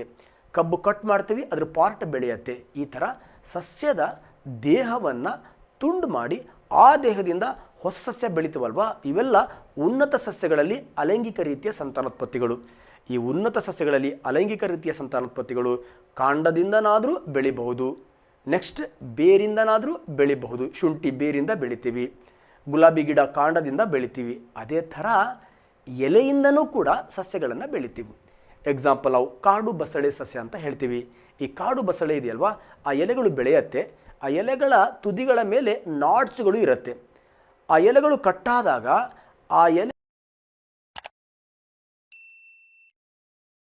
ಹೊಸ ಕಾಡು ಬಸಳೆ ಸಸ್ಯಗಳಾಗಿ ಬೆಳೆಯುತ್ತೆ. ಈ ಥರ ಎಲೆಗಳಿಂದ ತನ್ನ ಸಂತತಿಯನ್ನು ಮುಂದುವರಿಸ್ತಕ್ಕಂತಹ ನಮ್ಮ ಸಂತಾನೋತ್ಪತ್ತಿಗೆ, ಅಲೈಂಗಿಕ ರೀತಿಯ ಸಂತಾನೋತ್ಪತ್ತಿಗೆ, ಸಸ್ಯಗಳಲ್ಲಿ ಕಂಡು ಬರ್ತಕ್ಕಂತಹ ಅಲೈಂಗಿಕ ರೀತಿಯ ಸಂತಾನೋತ್ಪತ್ತಿಗೆ ನಾವೇನಂತ ಕರಿತೀವಿ, ಬ್ರಯೋಫಿಲಮ್ ಅಂತ ಕರಿತೀವಿ ಸ್ನೇಹಿತರೆ. ಇನ್ನೊಂದು ಬ್ಯೂಟಿಫುಲ್ ಟಾಪಿಕ್. ಇದಕ್ಕೆ that is vegetative or fragmentation reproduction ಅಂತ ಕರಿತೀವಿ. ಕನ್ನಡದಲ್ಲಿ ಕಾಯಜ ರೀತಿಯ ಸಂತಾನೋತ್ಪತ್ತಿ. ಕಾಯ ಅಂದರೆ ಸಸ್ಯದ ದೇಹ, ಸಸ್ಯದ ದೇಹದಿಂದ ಹೊಸ ಸಸ್ಯವನ್ನು ಬೆಳೀತಕ್ಕಂಥ ಸಂತಾನೋತ್ಪತ್ತಿಗೆ ಕಾಯಜ ರೀತಿಯ ಸಂತಾನೋತ್ಪತ್ತಿ ಅಂತ ಕರಿತೀವಿ. ಯಾವ ಬೀಜಗಳಲ್ಲಿ ಲೈಂಗಿಕ ರೀತಿಯ ಸಂತಾನೋತ್ಪತ್ತಿಯಿಂದ ಉಂಟಾಗಿರ್ತಕ್ಕಂಥ ಬೀಜಗಳಲ್ಲಿ ಸಂತತಿಯನ್ನು ಮುಂದುವರಿಸಲಿಕ್ಕೆ ಆಗೋದಿಲ್ವೋ ಅಂತಹ ಸಸ್ಯಗಳಲ್ಲಿ ಏನು ನಡೆಯುತ್ತೆ ಅಂದರೆ ಕಾಯಜ ರೀತಿಯ ಅಲೈಂಗಿಕ ರೀತಿಯ ಸಂತಾನೋತ್ಪತ್ತಿ ನಡೆಯುತ್ತೆ. ಅದು ಕಾಂಡದಿಂದನಾದರೂ ನಡಿಬೋದು, ಬಳ್ಳಿಯಿಂದನಾದರೂ ನಡಿಬೋದು, ಎಲೆಯಿಂದನಾದರೂ ನಡಿಬೋದು. ಸೊ ಸಿಂಪಲ್, ಎಲೆಯಿಂದ ನಡೆದ್ರೆ ಅದಕ್ಕೆ ಬ್ರಯೋಫಿಲಮ್ ಅಂತ ಕರಿತೀವಿ. ಬಳ್ಳಿಗಳಲ್ಲಿ ನಡೆದರೆ ಲೇಯರಿಂಗ್ ಅಂತ ಕರಿತೀವಿ. ನೆಕ್ಸ್ಟ್ ಕಾಂಡದಿಂದ ನಡೆದರೆ ಗ್ರಾಫ್ಟಿಂಗ್ ಅಂತ ಕರಿತೀವಿ, ಕಸಿ ಮಾಡುವಿಕೆ. ಇವೆಲ್ಲ ನಾವು ನೆಕ್ಸ್ಟ್ ಸ್ಟಡಿ ಮಾಡೋಣ ಸ್ನೇಹಿತರೆ. ಹಾಗಾದರೆ 7ನೇ ಪ್ರಶ್ನೆಗೆ beautiful answer C, that is ಎಲೆಯಿಂದ ನಡೀತಕ್ಕಂಥ ಒಂದು ಸಂತಾನೋತ್ಪತ್ತಿ, that is bryophyllum. So next one of the very very important, ಬೆಳಕಿಗೆ ಕಣಗಳಂತಹ ಲಕ್ಷಣ ಇದೆ ಎಂದು ಹೇಳಿದ ವಿಜ್ಞಾನಿ. ಸೊ ಸ್ನೇಹಿತರೆ, 1966 ಸೂರ್ಯನಿಂದ ಅನೇಕ ವಿಕಿರಣಗಳು ಬರ್ತವೆ. ಆ ವಿಕಿರಣಗಳಲ್ಲಿ ಕೆಲವೊಂದು ವಿಕಿರಣಗಳನ್ನು ನಮ್ಮ ಕಣ್ಣು ಗ್ರಹಿಸುತ್ತೆ. ಆ ಕಣ್ಣು ಗ್ರಹಿಸ್ತಕ್ಕಂತಹ ವಿಕಿರಣಗಳೇ ಅಥವಾ ಆ ಬೆಳಕಿನ ಕಣಗಳೇ ಅಥವಾ ಫೋಟಾನ್ಗಳೇ, ಅದಕ್ಕೆ ನಾವು ದೃಕ್ ಗೋಚರ ಬೆಳಕು ಅಂತ ಕರಿತೀವಿ. ಈ ಬೆಳಕು ಸೂರ್ಯನಿಂದ ಭೂಮಿಗೆ ಕಣಗಳ ತರಹ ಬರುತ್ತೆ ಅಂತ ಹೇಳಿದ ವಿಜ್ಞಾನಿ ಯಾರಪ್ಪ ಅಂದರೆ ಸರ್ ಐಸಾಕ್ ನ್ಯೂಟನ್ ಸ್ನೇಹಿತರೆ. ನೆಕ್ಸ್ಟ್, ಬೆಳಕು ಕಣಗಳಂತಹ ಲಕ್ಷಣವನ್ನು ಹೊಂದಿದರೆ ನಿರ್ವಾತದಲ್ಲಿ ಹೇಗೆ ಬರುತ್ತೆ ಅಂತಕ್ಕಂಥ ಮಾಹಿತಿಯನ್ನು ಕೇಳಿದಾಗ ಆ ಮಾಹಿತಿಗೆ ಆನ್ಸರನ್ನು ಕೊಟ್ಟಂಥ ವಿಜ್ಞಾನಿ ಯಾರಪ್ಪ ಅಂದರೆ ಹೈಗನ್. ನಿರ್ವಾತದಲ್ಲಿ ಬೆಳಕು ಅಲೆಗಳ ರೂಪದಲ್ಲಿ ಬರುತ್ತೆ ಎಂಬ ಮಾಹಿತಿಯನ್ನು ಕೊಟ್ಟಂಥ ವಿಜ್ಞಾನಿ ಯಾರಪ್ಪ ಅಂದರೆ ಹೈಗನ್. ಹಾಗಾದರೆ ಬೆಳಕು ಕಣಗಳಂತಹ ಲಕ್ಷಣವೂ ಇದೆ, ಬೆಳಕಿಗೆ ಅಲೆಗಳಂತಹ ಲಕ್ಷಣವೂ ಇದೆ. ಹಾಗಾಗಿ ಬೆಳಕು ಎರಡು ರೀತಿಯ ಲಕ್ಷಣವನ್ನು ತೋರಿಸುತ್ತೆ, ದಟ್ ಇಸ್ ಡ್ಯುಯಲ್ ನೇಚರ್. ಬೆಳಕಿನ ದ್ವಂದ್ವ ಸ್ವಭಾವವನ್ನು ಎಕ್ಸ್ಪ್ಲನೇಷನ್ ಮಾಡಿದ ವಿಜ್ಞಾನಿ ಯಾರಪ್ಪ ಅಂದರೆ ದಟ್ ಇಸ್ ಬ್ರಾಗ್ಲಿ ಸ್ನೇಹಿತರೆ. So Louis Broglie. ನೆಕ್ಸ್ಟ್, ಈ ಬೆಳಕು ತನ್ನದೇ ಆಗಿರ್ತಕ್ಕಂಥ ಶಕ್ತಿಯನ್ನು ಹೊಂದಿರತಕ್ಕಂಥ ಸಣ್ಣ ಸಣ್ಣ ಪೊಟ್ಟಣಗಳ ರೂಪದಲ್ಲಿ ಬರುತ್ತೆ. ಆ ಪೊಟ್ಟಣಗಳಿಗೆ ಕ್ವಾಂಟಮ್ ಎಂದು ಕರೆದ ವಿಜ್ಞಾನಿ ದಟ್ ಇಸ್ ಮ್ಯಾಕ್ಸ್ ಪ್ಲಾಂಕ್ಸ್. ಆ ಕ್ವಾಂಟಮ್ಗಳನ್ನು ಫೋಟಾನ್ ಎಂದು ಕರೆದ ವಿಜ್ಞಾನಿ ದಟ್ ಇಸ್ ಗಿಲ್ಬರ್ಟ್. ಈ ಫೋಟಾನಷ್ಟು ಶಕ್ತಿಯನ್ನು ಹೊಂದಿರತಕ್ಕಂತಹ ಬೆಳಕಿನ ಕಣಗಳು ಲೋಹದಂಥ ವಸ್ತುವಿನ ಮೇಲೆ ಬಿದ್ದಾಗ ಆ ಕಣಗಳಷ್ಟೇ ಶಕ್ತಿಯನ್ನು ಹೊಂದಿರುವ ಒಂದು ಎಲೆಕ್ಟ್ರಾನನ್ನು, ದ್ವಿತೀಯ ಎಲೆಕ್ಟ್ರಾನನ್ನು, ಫೋಟೋ ಎಲೆಕ್ಟ್ರಾನನ್ನು ಆ ಲೋಹದಂಥ ವಸ್ತುಗಳು ಹೊರಕ್ಕೆ ಹಾಕತ್ತೆ ಎಂಬ ವಿದ್ಯಮಾನವನ್ನು, that is photo electric effect, ದ್ವಿತೀಯ ವಿದ್ಯುತ್ ಪರಿಣಾಮ ಅಂತಕ್ಕಂಥ ವಿದ್ಯಮಾನವನ್ನು ಕೊಟ್ಟು ನೊಬೆಲ್ ಪಾರಿತೋಷಕವನ್ನು ಪಡೆದ ವಿಜ್ಞಾನಿ ಯಾರಪ್ಪ ಅಂದರೆ ಐನ್ಸ್ಟೀನ್. ಇವೆಲ್ಲ ಬ್ಯೂಟಿಫುಲ್ ಕಾನ್ಸೆಪ್ಟ್, ಒಂದೊಂದು ಎಕ್ಸ್ಪ್ಲೇನ್ ಮಾಡ್ಕೋತಾ ಬರೋಣ ಸ್ನೇಹಿತರೆ. ನಾನು ಕೂಡ ಹೇಳಿದ ಹಾಗೆ ಆಲ್ರೆಡಿ ಗ್ರಾವಿಟಿ ಅಂತಕ್ಕಂಥ ಟಾಪಿಕನ್ನು ಕಂಪ್ಲೀಟ್ ಫಿನಿಷ್ ಮಾಡಿದ್ದೀನಿ. ಆಸಿಡ್, ಬೇಸ್, ಸಾಲ್ಟ್, ಆಕ್ಸೈಡ್ ಅವೆಲ್ಲ ಕಂಪ್ಲೀಟ್ ಒಂದು ಚಾಪ್ಟರ್ನ ಕಂಪ್ಲೀಟ್ ಫಿನಿಷ್ ಮಾಡಿದ್ದೀನಿ. ಪೆರಿಡಿಕ್ ಟೇಬಲ್ ಚಾಪ್ಟರ್ನ ಕಂಪ್ಲೀಟ್ ಫಿನಿಷ್ ಮಾಡಿದ್ದೀನಿ. ಒಳಗಡೆ ನಿಮಗೆ ಜ್ಞಾನದಿಂದ ವಿಜ್ಞಾನ ಟಾಪ್ ಕ್ವಶನ್ ಜೊತೆಗೆ ಹಾರ್ಡ್ ಕ್ವಶನ್ಸ್ ಜೊತೆಗೆ ಟಾಪಿಕ್ಕು ಕೂಡ ಕವರ್ ಮಾಡ್ತಾ ಬರ್ತಿದ್ದೀನಿ. ನನ್ನ ಕೆಲಸ ತುಂಬ ಸ್ಪೀಡ್ ಇದೆ, ನಿಮ್ಮ ಕೆಲಸ ಸ್ಲೋ ಇದೆ. ಸೊ ಸ್ನೇಹಿತರೆ, ಸ್ಟೇಟಸಲ್ಲಿ ಹಾಕಿ. ಸೊ ನೆಕ್ಸ್ಟ್ ಲೈಕನ್ನು ಮ್ಯಾಕ್ಸಿಮಮ್ ಕೊಡಿ. ಅವೇ ನಮಗೆ ದಟ್ ಈಸ್ ರೀಇನ್ಫೋರ್ಸ್ಮೆಂಟ್. ನೀವು ಕೊಡ್ತೀರಾ, ಕೊಡಿಸ್ತೀರಾ. ಇದು ನಿಮ್ಮ ಅಕಾಡೆಮಿ. ಸ್ವಲ್ಪ 24 ಗಂಟೆ ನಿಮ್ಮ ಭವಿಷ್ಯಕ್ಕಾಗಿ ಯೋಚನೆ ಮಾಡಿ. ಒಂದು 24 ನಿಮಿಷ ಈ ಯೂಟ್ಯೂಬ್ ಚಾನಲಿಗಾಗಿ ತಾವು ನೆನಪು ಮಾಡ್ತೀರಾ. ಇದು ಹೃದಯದಿಂದ ಹೇಳಿರ್ತಕ್ಕಂಥ ಮಾತು. ನೀವು ಕೂಡ ಹೃದಯದಿಂದನೇ ಈ ಅಕಾಡೆಮಿಯನ್ನು ಬೆಳೆಸ್ತೀರಾ ಅಂತ ಹೇಳ್ತಾ, ಸೊ ಈ ಪ್ರಶ್ನೆಗೆ ಕಣಗಳಂತಹ ಲಕ್ಷಣ ಇರೋದ್ರಿಂದ ನ್ಯೂಟನ್ ಈಸ್ ರೈಟ್ ಆನ್ಸರ್. ಅಲ್ಲಿ ಕಣಗಳು ಬಿಟ್ಟು ಅಲೆಗಳು ಇತ್ತು ಅಂದರೆ ಹೈಗನ್ ರೈಟ್ ಆನ್ಸರ್, 2 ಗುಣ ಇತ್ತು ಅಂದರೆ ಬ್ರಾಗ್ಲಿ ರೈಟ್ ಆನ್ಸರ್ ಸ್ನೇಹಿತರೆ. ಹಾಗಾಗಿ ಕಣಗಳಂತಹ ಲಕ್ಷಣ ಇದೆ, that is Newton is right answer ಅಂತ ಹೇಳ್ತಾ ನೆಕ್ಸ್ಟ್ ಪ್ರಶ್ನೆಗೆ ಎಂಟ್ರಿ ಆಗ್ತೀನಿ ಸ್ನೇಹಿತರೆ. ಜೀವಕೋಶದ ಮೇಲೆ ಕೋಶ ಭಿತ್ತಿಯನ್ನು ಹೊಂದಿರುವ ಜೀವಿಗಳು. ಇದು ಸ್ವಲ್ಪ ಕನ್ಫ್ಯೂಸ್ ಮಾಡ್ಕೋತೀವಿ ನಾವು, ಯಾಕಂದರೆ ಸ್ವಲ್ಪ ಚೆಂದ ಓದ್ಕೊಬಿಡ್ತೀವಿ ನಾವು. ಸಸ್ಯ ಜೀವಕೋಶಕ್ಕೂ ಪ್ರಾಣಿ ಜೀವಕೋಶಕ್ಕೂ ವ್ಯತ್ಯಾಸ ಓದಬೇಕಾದ್ರೆ ಏನು ಮಾಡ್ಕೊಳ್ತೀವಿ ಅಂದರೆ, ಸಸ್ಯ ಜೀವಕೋಶಗಳ ಕೋಶ ಪೊರೆಯ ಮೇಲೆ ವಾಲ್ ಇದೆ, ಸೆಲ್ ವಾಲ್, ದಟ್ ಇಸ್ ಕೋಶ ಭಿತ್ತಿ ಇದೆ. ಪ್ರಾಣಿ ಜೀವಕೋಶಗಳ ಮೇಲೆ ಕೋಶ ಭಿತ್ತಿ ಇಲ್ಲ. ಓಕೆ, ಅಲ್ಲಿ ಕ್ಲಿಯರ್ ಮಾಡ್ಕೋತೀವಿ. ಎಕ್ಸಾಂಪಲ್, ನನ್ನ ಕೈಯನ್ನು ನೋಡಿ ಸ್ಮೂತ್ ಇದೆ, ಯಾಕೆಂದರೆ ನಮ್ಮ ಸೆಲ್ ಮೆಂಬ್ರಿನ್ನ ಮೇಲೆ ಕೋಶ ಪೊರೆಯ ಮೇಲೆ ಕೋಶ ಭಿತ್ತಿ ಇಲ್ಲ. ಅದು ಯಾವ್ದಾದ್ರು ಬೀಟೆ ಮರನ ಹಿಂಗೆ ಮೆತ್ತಗೆ ಮಾಡೋಕ್ಕಾಗತ್ತೆ? ನೋ, ಯಾಕೆಂದರೆ ಅಲ್ಲಿರ್ತಕ್ಕಂಥ ಪ್ರತಿಯೊಂದು ಕೋಶ ಪೊರೆಯ ಮೇಲೆ ಒಂದು ವಾಲ್ ಇದೆ, ದಟ್ ಈಸ್ ವಾಲ್ ಯಾವುದರಿಂದ ಮಾಡಿದ್ದಾರೆ? ಇಟ್ಟಿಗೆಯಿಂದ ಮಾಡಿದ್ದಾರಾ, ಜಂಬಿಟ್ಟಿಗೆಯಿಂದ ಮಾಡಿದ್ದಾರಾ, ಸಿಮೆಂಟ್ ಇಟ್ಟಿಗೆಯಿಂದ ಮಾಡಿದ್ದಾರಾ? ನೋ, ಕೋಶ ಪೊರೆಯ ಮೇಲೆ ವಾಲ್ ಇದೆಯಲ್ವಾ, ಆ ವಾಲನ್ನು ಸೆಲ್ಯುಲೋಸ್ನಿಂದ ಮಾಡಿದ್ದಾರೆ. ಆ ಸೆಲ್ಯುಲೋಸ್ನಿಂದ ಮಾಡಿರ್ತಕ್ಕಂತಹ ವಾಲ್, ಸೆಲ್ ವಾಲ್, ನಮ್ಮ ಸಸ್ಯ ಜೀವಕೋಶಗಳ ಕೋಶ ಪೊರೆಯ ಮೇಲೆ ಇದೆ. ಹಾಗಾಗಿ ಸಸ್ಯ ಜೀವಕೋಶಗಳಿದೆಯಲ್ವಾ, ಇವುಗಳಲ್ಲಿ ಕೋಶ ಭಿತ್ತಿ ಇದೆ. ಹಾಗಾದರೆ ಸಸ್ಯ ಜೀವಕೋಶಗಳಲ್ಲಿ ಮಾತ್ರ ಕೋಶ ಭಿತ್ತಿ ಇದೆಯಾ? ನೋ, ಬ್ಯಾಕ್ಟೀರಿಯಾಗಳ ಕೋಶ ಪೊರೆಯ ಮೇಲೂ ಕೂಡ ಕೋಶ ಭಿತ್ತಿ ಇದೆ. ಯಾವ ಬ್ಯಾಕ್ಟೀರಿಯಾಗಳ ಕೋಶ ಭಿತ್ತಿ ದಪ್ಪ ಇರುತ್ತೋ ಅದು ಅತ್ಯಂತ ಹಾನಿಕಾರಕ ಬ್ಯಾಕ್ಟೀರಿಯಾ ಅಂತ ಸ್ನೇಹಿತರೆ. ಈ ಕೋಶ ಭಿತ್ತಿ ಯಾವುದರಿಂದ ಆಗಿರುತ್ತೆ ಅಂದರೆ ಪೆಪ್ಟಿಡೋಗ್ಲೈಕಾ ಎಂಬ ವಸ್ತುವಿನಿಂದ ಆಗಿರುತ್ತೆ ಸ್ನೇಹಿತರೆ. ಹಾಗಾಗಿ ಸಸ್ಯಗಳ ಕೋಶ ಭಿತ್ತಿ, ಜೀವಕೋಶಗಳ ಕೋಶ ಪೊರೆಯು ಕೋಶ ಭಿತ್ತಿಯಿಂದ ಆವೃತವಾಗಿರುತ್ತೆ.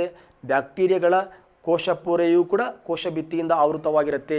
ಶಿಲೀಂಧ್ರ ಇದೆಯಲ್ವಾ, ಆ ಶಿಲೀಂಧ್ರಗಳ ಕೋಶ ಪೊರೆಯೂ ಕೂಡ ಕೋಶ ಭಿತ್ತಿಯಿಂದ ಆವೃತವಾಗಿರುತ್ತೆ. ಹಾಗಾಗಿ ಕೋಶ ಭಿತ್ತಿ ಆರ್ ಸೆಲ್ ವಾಲ್ ಅನ್ನು ಹೊಂದಿರತಕ್ಕಂತಹ ಜೀವಿಗಳು ಸಸ್ಯಗಳು ಹೌದು, ಶಿಲೀಂಧ್ರಗಳು ಹೌದು, ದಟ್ ಈಸ್ ಬ್ಯಾಕ್ಟೀರಿಯಾಗಳು ಹೌದು. ದಟ್ ಈಸ್ ಏನು ಪ್ರಾಣಿಗಳು ಅಂತ ಕರೆಸ್ಕೊಳ್ಪಡ್ತೀವಿ ನಾವು, ಹಾವು, ಮಾನವ, ಮೀನು. ಈ ಪ್ರಾಣಿಗಳ ವಂಶಕ್ಕೆ ಸೇರ್ತಕ್ಕಂಥ ಜೀವಿಗಳ ಕೋಶ ಪೊರೆಯ ಮೇಲೆ ಕೋಶ ಭಿತ್ತಿ ಇಲ್ಲ. ದಟ್ ಈಸ್ ಡೀಸ್ ರೈಟ್ ಆನ್ಸರ್ ಅಂತ ಹೇಳ್ತಾ ನಮ್ಮ ಟಾಪ್ 10ನ ಕಡೆಯ ಪ್ರಶ್ನೆಗೆ ಎಂಟ್ರಿ ಆಗ್ತೀನಿ ಸ್ನೇಹಿತರೆ. ಬಣ್ಣದ ಬೆಳಕುಗಳ ಬಗ್ಗೆ ಅಧ್ಯಯನ ಮಾಡುವ ವಿಭಾಗ. ನಾವು ಆಲ್ರೆಡಿ ಹೇಳಿರ್ತೀವಿ, ನಾವು ನಮ್ಮ ಕಾಂಪಿಟೇಟಿವ್ ಎಕ್ಸಾಮಲ್ಲಿ ಏನು ನಮ್ಮ ಸೆಷನ್ರಿದ್ದಾರೆ ಅವರಿಗೆಲ್ಲ ಈ ಕ್ವಶನ್ಸ್ಗಳೆಲ್ಲ ಬ್ಯೂಟಿಫುಲ್ಲಾಗಿ ಫಿನಿಷ್ ಮಾಡ್ತಾರೆ ಅವರು. ಏನು ಸೊ ಸ್ನೇಹಿತರೆ, ಈ ಸೈನ್ಸ್ ವರ್ಡ್ಗಳಿದಾವೆ. ಲ್ಯೂಕೋ ಅಂದರೆ ವೈಟ್. ಶಂಕರ್ ಸರ್ ಇವತ್ತು ವೈಟ್ ಶರ್ಟನ್ನು ಹಾಕಿಕೊಂಡಿದ್ದಾರೆ. ಡಿಫ್ರೆಂಟಾಗಿ ಹೇಳಬೇಕಾ? ಶಂಕರ್ ಸರ್ ಇವತ್ತು ಬಿಳಿ ಶರ್ಟನ್ನು, ಅದೇನು ಡಿಫ್ರೆಂಟ್ ಅಲ್ಲ. ಶಂಕರ್ ಸರ್ ಇವತ್ತು ಲ್ಯೂಕೋ ಶರ್ಟನ್ನು ಹಾಕಿಕೊಂಡಿದ್ದಾರೆ. ನಾನು ರೆಡ್ ಶರ್ಟ್ ಹಾಕ್ಕೊಂಡೆ ಅಂತ ಅನ್ಕೋ. ಶಂಕರ್ ಸರ್ ಇವತ್ತು ರೆಡ್ ಶರ್ಟ್, ಕೆಂಪು ಶರ್ಟ್, ಎರಿತ್ರೋ ಶರ್ಟನ್ನು ಹಾಕಿಕೊಂಡಿದ್ದಾರೆ. ಹಾಗಾದರೆ ನಮ್ಮ ಲ್ಯಾಟಿನ್ ಭಾಷೆಯಲ್ಲಿ ಎರಿತ್ರೋ ಎಂದರೆ ರೆಡ್, ಲ್ಯೂಕೋ ಎಂದರೆ white. Clear? Leucocyte, leukaemia, white blood ಸೆಲ್ಸ್ಗಳು ಜಾಸ್ತಿಯಾಗಿ ಬರ್ತಕ್ಕಂಥದ್ದು. ಅನಿಮಿಯಾ, ಎರಿಥ್ರೋಪೀನಿಯಾ ಅಂದರೆ ಕೆಂಪು ರಕ್ತ ಕಣಗಳ ಸಂಖ್ಯೆ ಕಡಿಮೆಯಾಗಿ ಬರ್ತಕ್ಕಂಥದ್ದು. ಹಾಗಾದರೆ ಕೆಂಪಿ ಎರಿತ್ರಿ, ಬಿಳಿ ಲ್ಯೂಕೋ. ಹಾಗಾದರೆ ನನ್ನ ಹುಡುಗಿ ಇವತ್ತು ಬಿಳಿ ಚೂಡಿಯನ್ನು ಹಾಕಿದ್ದಾಳೆ, ಲ್ಯೂಕೋ ಚೂಡಿ. ನನ್ನ ಹುಡುಗಿ ಇವತ್ತು ಕೆಂಪು ಚೂಡಿಯನ್ನು ಹಾಕಿದ್ದಾಳೆ, ಎರಿತ್ರೋ ಚೂಡಿ. ನನ್ನ ಹುಡುಗಿ ಇವತ್ತು ಬಣ್ಣದ ಚೂಡಿಯನ್ನು ಹಾಕಿದ್ದಾಳೆ, ಬಣ್ಣ, ದಟ್ ಇಸ್ ಕ್ರೋಮೋ. ಹಾಗಾದರೆ ಸಸ್ಯಗಳ ಹಣ್ಣುಗಳ ಬಣ್ಣಗಳಿಗೆ ಕಾರಣ ಕ್ರೋಮೋಪ್ಲಾಸ್ಟಿಡ್. ಸಸ್ಯದ ಬಣ್ಣ ಬಣ್ಣ. ಈ ಥರ ಬಣ್ಣ ಬಣ್ಣ ಅಂತ ಎಲ್ಲಿ ಬರುತ್ತೆ ಅಲ್ಲಿಗೆ ಕ್ರೋಮೋ. ಹಾಗಾದರೆ ಬಣ್ಣ ಬಣ್ಣದ ಬೆಳಕು, ಬೆಳಕಿನ ಬಗ್ಗೆ ಅಧ್ಯಯನ ಮಾಡ್ತಕ್ಕಂಥದ್ದಕ್ಕೆ ನಾವೆಂತ ಕರಿತೀವಿ? ಆಪ್ಟಿಕ್ಸ್. ಬಣ್ಣ ಬಣ್ಣದ ಬೆಳಕಿನ ಬಗ್ಗೆ ಅಧ್ಯಯನ ಮಾಡ್ತಕ್ಕಂಥದ್ದು ಕ್ರೋಮೋ ಆಪ್ಟಿಕ್ಸ್. ಸೊ ಸ್ನೇಹಿತರೆ, ಅತಿಯಾಗಿ ಯೋಚನೆ ಮಾಡಿ, ಬೆಳಕಿನಲ್ಲಿ 7 ಬಣ್ಣಗಳಿವೆ. ನೋ, ಬೆಳಕು ಅದರ ಬಗ್ಗೆ ಅಧ್ಯಯನ ಮಾಡ್ತಕ್ಕಂಥದ್ದು ಆಪ್ಟಿಕ್ಸ್. ಬಣ್ಣ ಬಣ್ಣದ ಬೆಳಕಿನ ಬಗ್ಗೆ ಅಧ್ಯಯನ ಮಾಡ್ತಕ್ಕಂಥದ್ದು ದಟ್ ಈಸ್ ಕ್ರೋಮೋ ಆಪ್ಟಿಕ್ಸ್. ಏನು ನಮ್ಮ ಸಂಪರ್ಕ ಮಾಧ್ಯಮಗಳಲ್ಲಿ ಏನು ಆಪ್ಟಿಕಲ್ ಫೈಬರ್ಸನ್ನು ಬಳಸಿ ನಾವು ಏನು ವಿಸಿಬಲ್ ಲೈಟ್, ಗೋಚರ ಬೆಳಕಿನ ಮೂಲಕ ಮಾಹಿತಿ ದತ್ತಾಂಶಗಳನ್ನ ಒಂದು ಕಡೆಯಿಂದ ಇನ್ನೊಂದು ಕಡೆ ಬೆಳಕಿನ ವೇಗದಲ್ಲಿ ಟ್ರಾನ್ಸ್ಫರ್ ಮಾಡ್ತಾ ಇದ್ದೀವಿ. ಸೊ ಆ ಒಂದು ತಂತ್ರಜ್ಞಾನ that is photonics. So next laser technology. So which is the right answer? ಇಲ್ಲಿ ಬಣ್ಣ ಬಣ್ಣದ ಬೆಳಕು ಅಂತ ಹೇಳಿದಾನೆ ಸ್ನೇಹಿತರೆ, that is chromo optics is right answer. ಲೇಸರಲ್ಲಿ ಬರೀ ಒಂದು ಕಲರ್ ಮಾತ್ರ ಇರುತ್ತೆ, ಹಾಗಾಗಿ ಇಲ್ಲಿ ಬಣ್ಣ ಬಣ್ಣದ ಬೆಳಕು chromo optics, B is right answer ಅಂತ ಹೇಳ್ತಾ 10 ಪ್ರಶ್ನೆಯನ್ನು ಆದಷ್ಟು ಸೀಮಿತ ಅವಧಿಯಲ್ಲೇ ನಾನು ನಿಮ್ಮ ಜೊತೆಗೆ ಚರ್ಚೆ ಮಾಡಲಿಕ್ಕೆ ಪ್ರಯತ್ನ ಪಟ್ಟಿದ್ದೀನಿ ಸ್ನೇಹಿತರೆ. ಚಾನಲ್ಗೆ ಸಬ್ಸ್ಕ್ರೈಬ್ ಮಾಡಿಸಿ, ನಿಮ್ಮ ಮೊಬೈಲ್ಗಳಲ್ಲಿ ಬ್ಯೂಟಿಫುಲ್ಲಾಗಿ ಸೊ ಸ್ನೇಹಿತರೆ ಸ್ಟೇಟಸಲ್ಲಿ ಹಾಕಿ. ಸ್ಟೇಟಸ್ ಅಷ್ಟೇ ಅಲ್ಲ, ಆದಷ್ಟು ಲೈಕ್ ಮಾಡಿ, ಲೈಕ್ಗಳು ಜಾಸ್ತಿ ಮಾಡಿ ಸ್ನೇಹಿತರೆ, ಲೈಕ್ ಮಾಡಿ ಆ ಸ್ಟೇಟಸಲ್ಲಿ ಹಾಕಿ ಅಂತ ಹೇಳ್ತಾ, ಭಗವಂತ ತಮ್ಮೆಲ್ಲರಿಗೂ ಒಳ್ಳೇದು ಮಾಡಲಿ, ಇಡೀ ಜಗತ್ತಿಗೆ ಒಳ್ಳೇದು ಮಾಡಲಿ, ಇಡೀ ಜಗತ್ತು ಒಳ್ಳೆತನದಿಂದಿದ್ದರೆ ನಾವೆಲ್ಲ ಖುಷಿಯಾಗಿ ಇರ್ತೀವಿ ಅಂತ ಹೇಳ್ತಾ ನಮಸ್ಕಾರ. ಶಂಕರ್ ಸಾಧನಾ ಶಂಕರ್ ಅಕಾಡೆಮಿ ಶಿಕಾರಿಪುರ.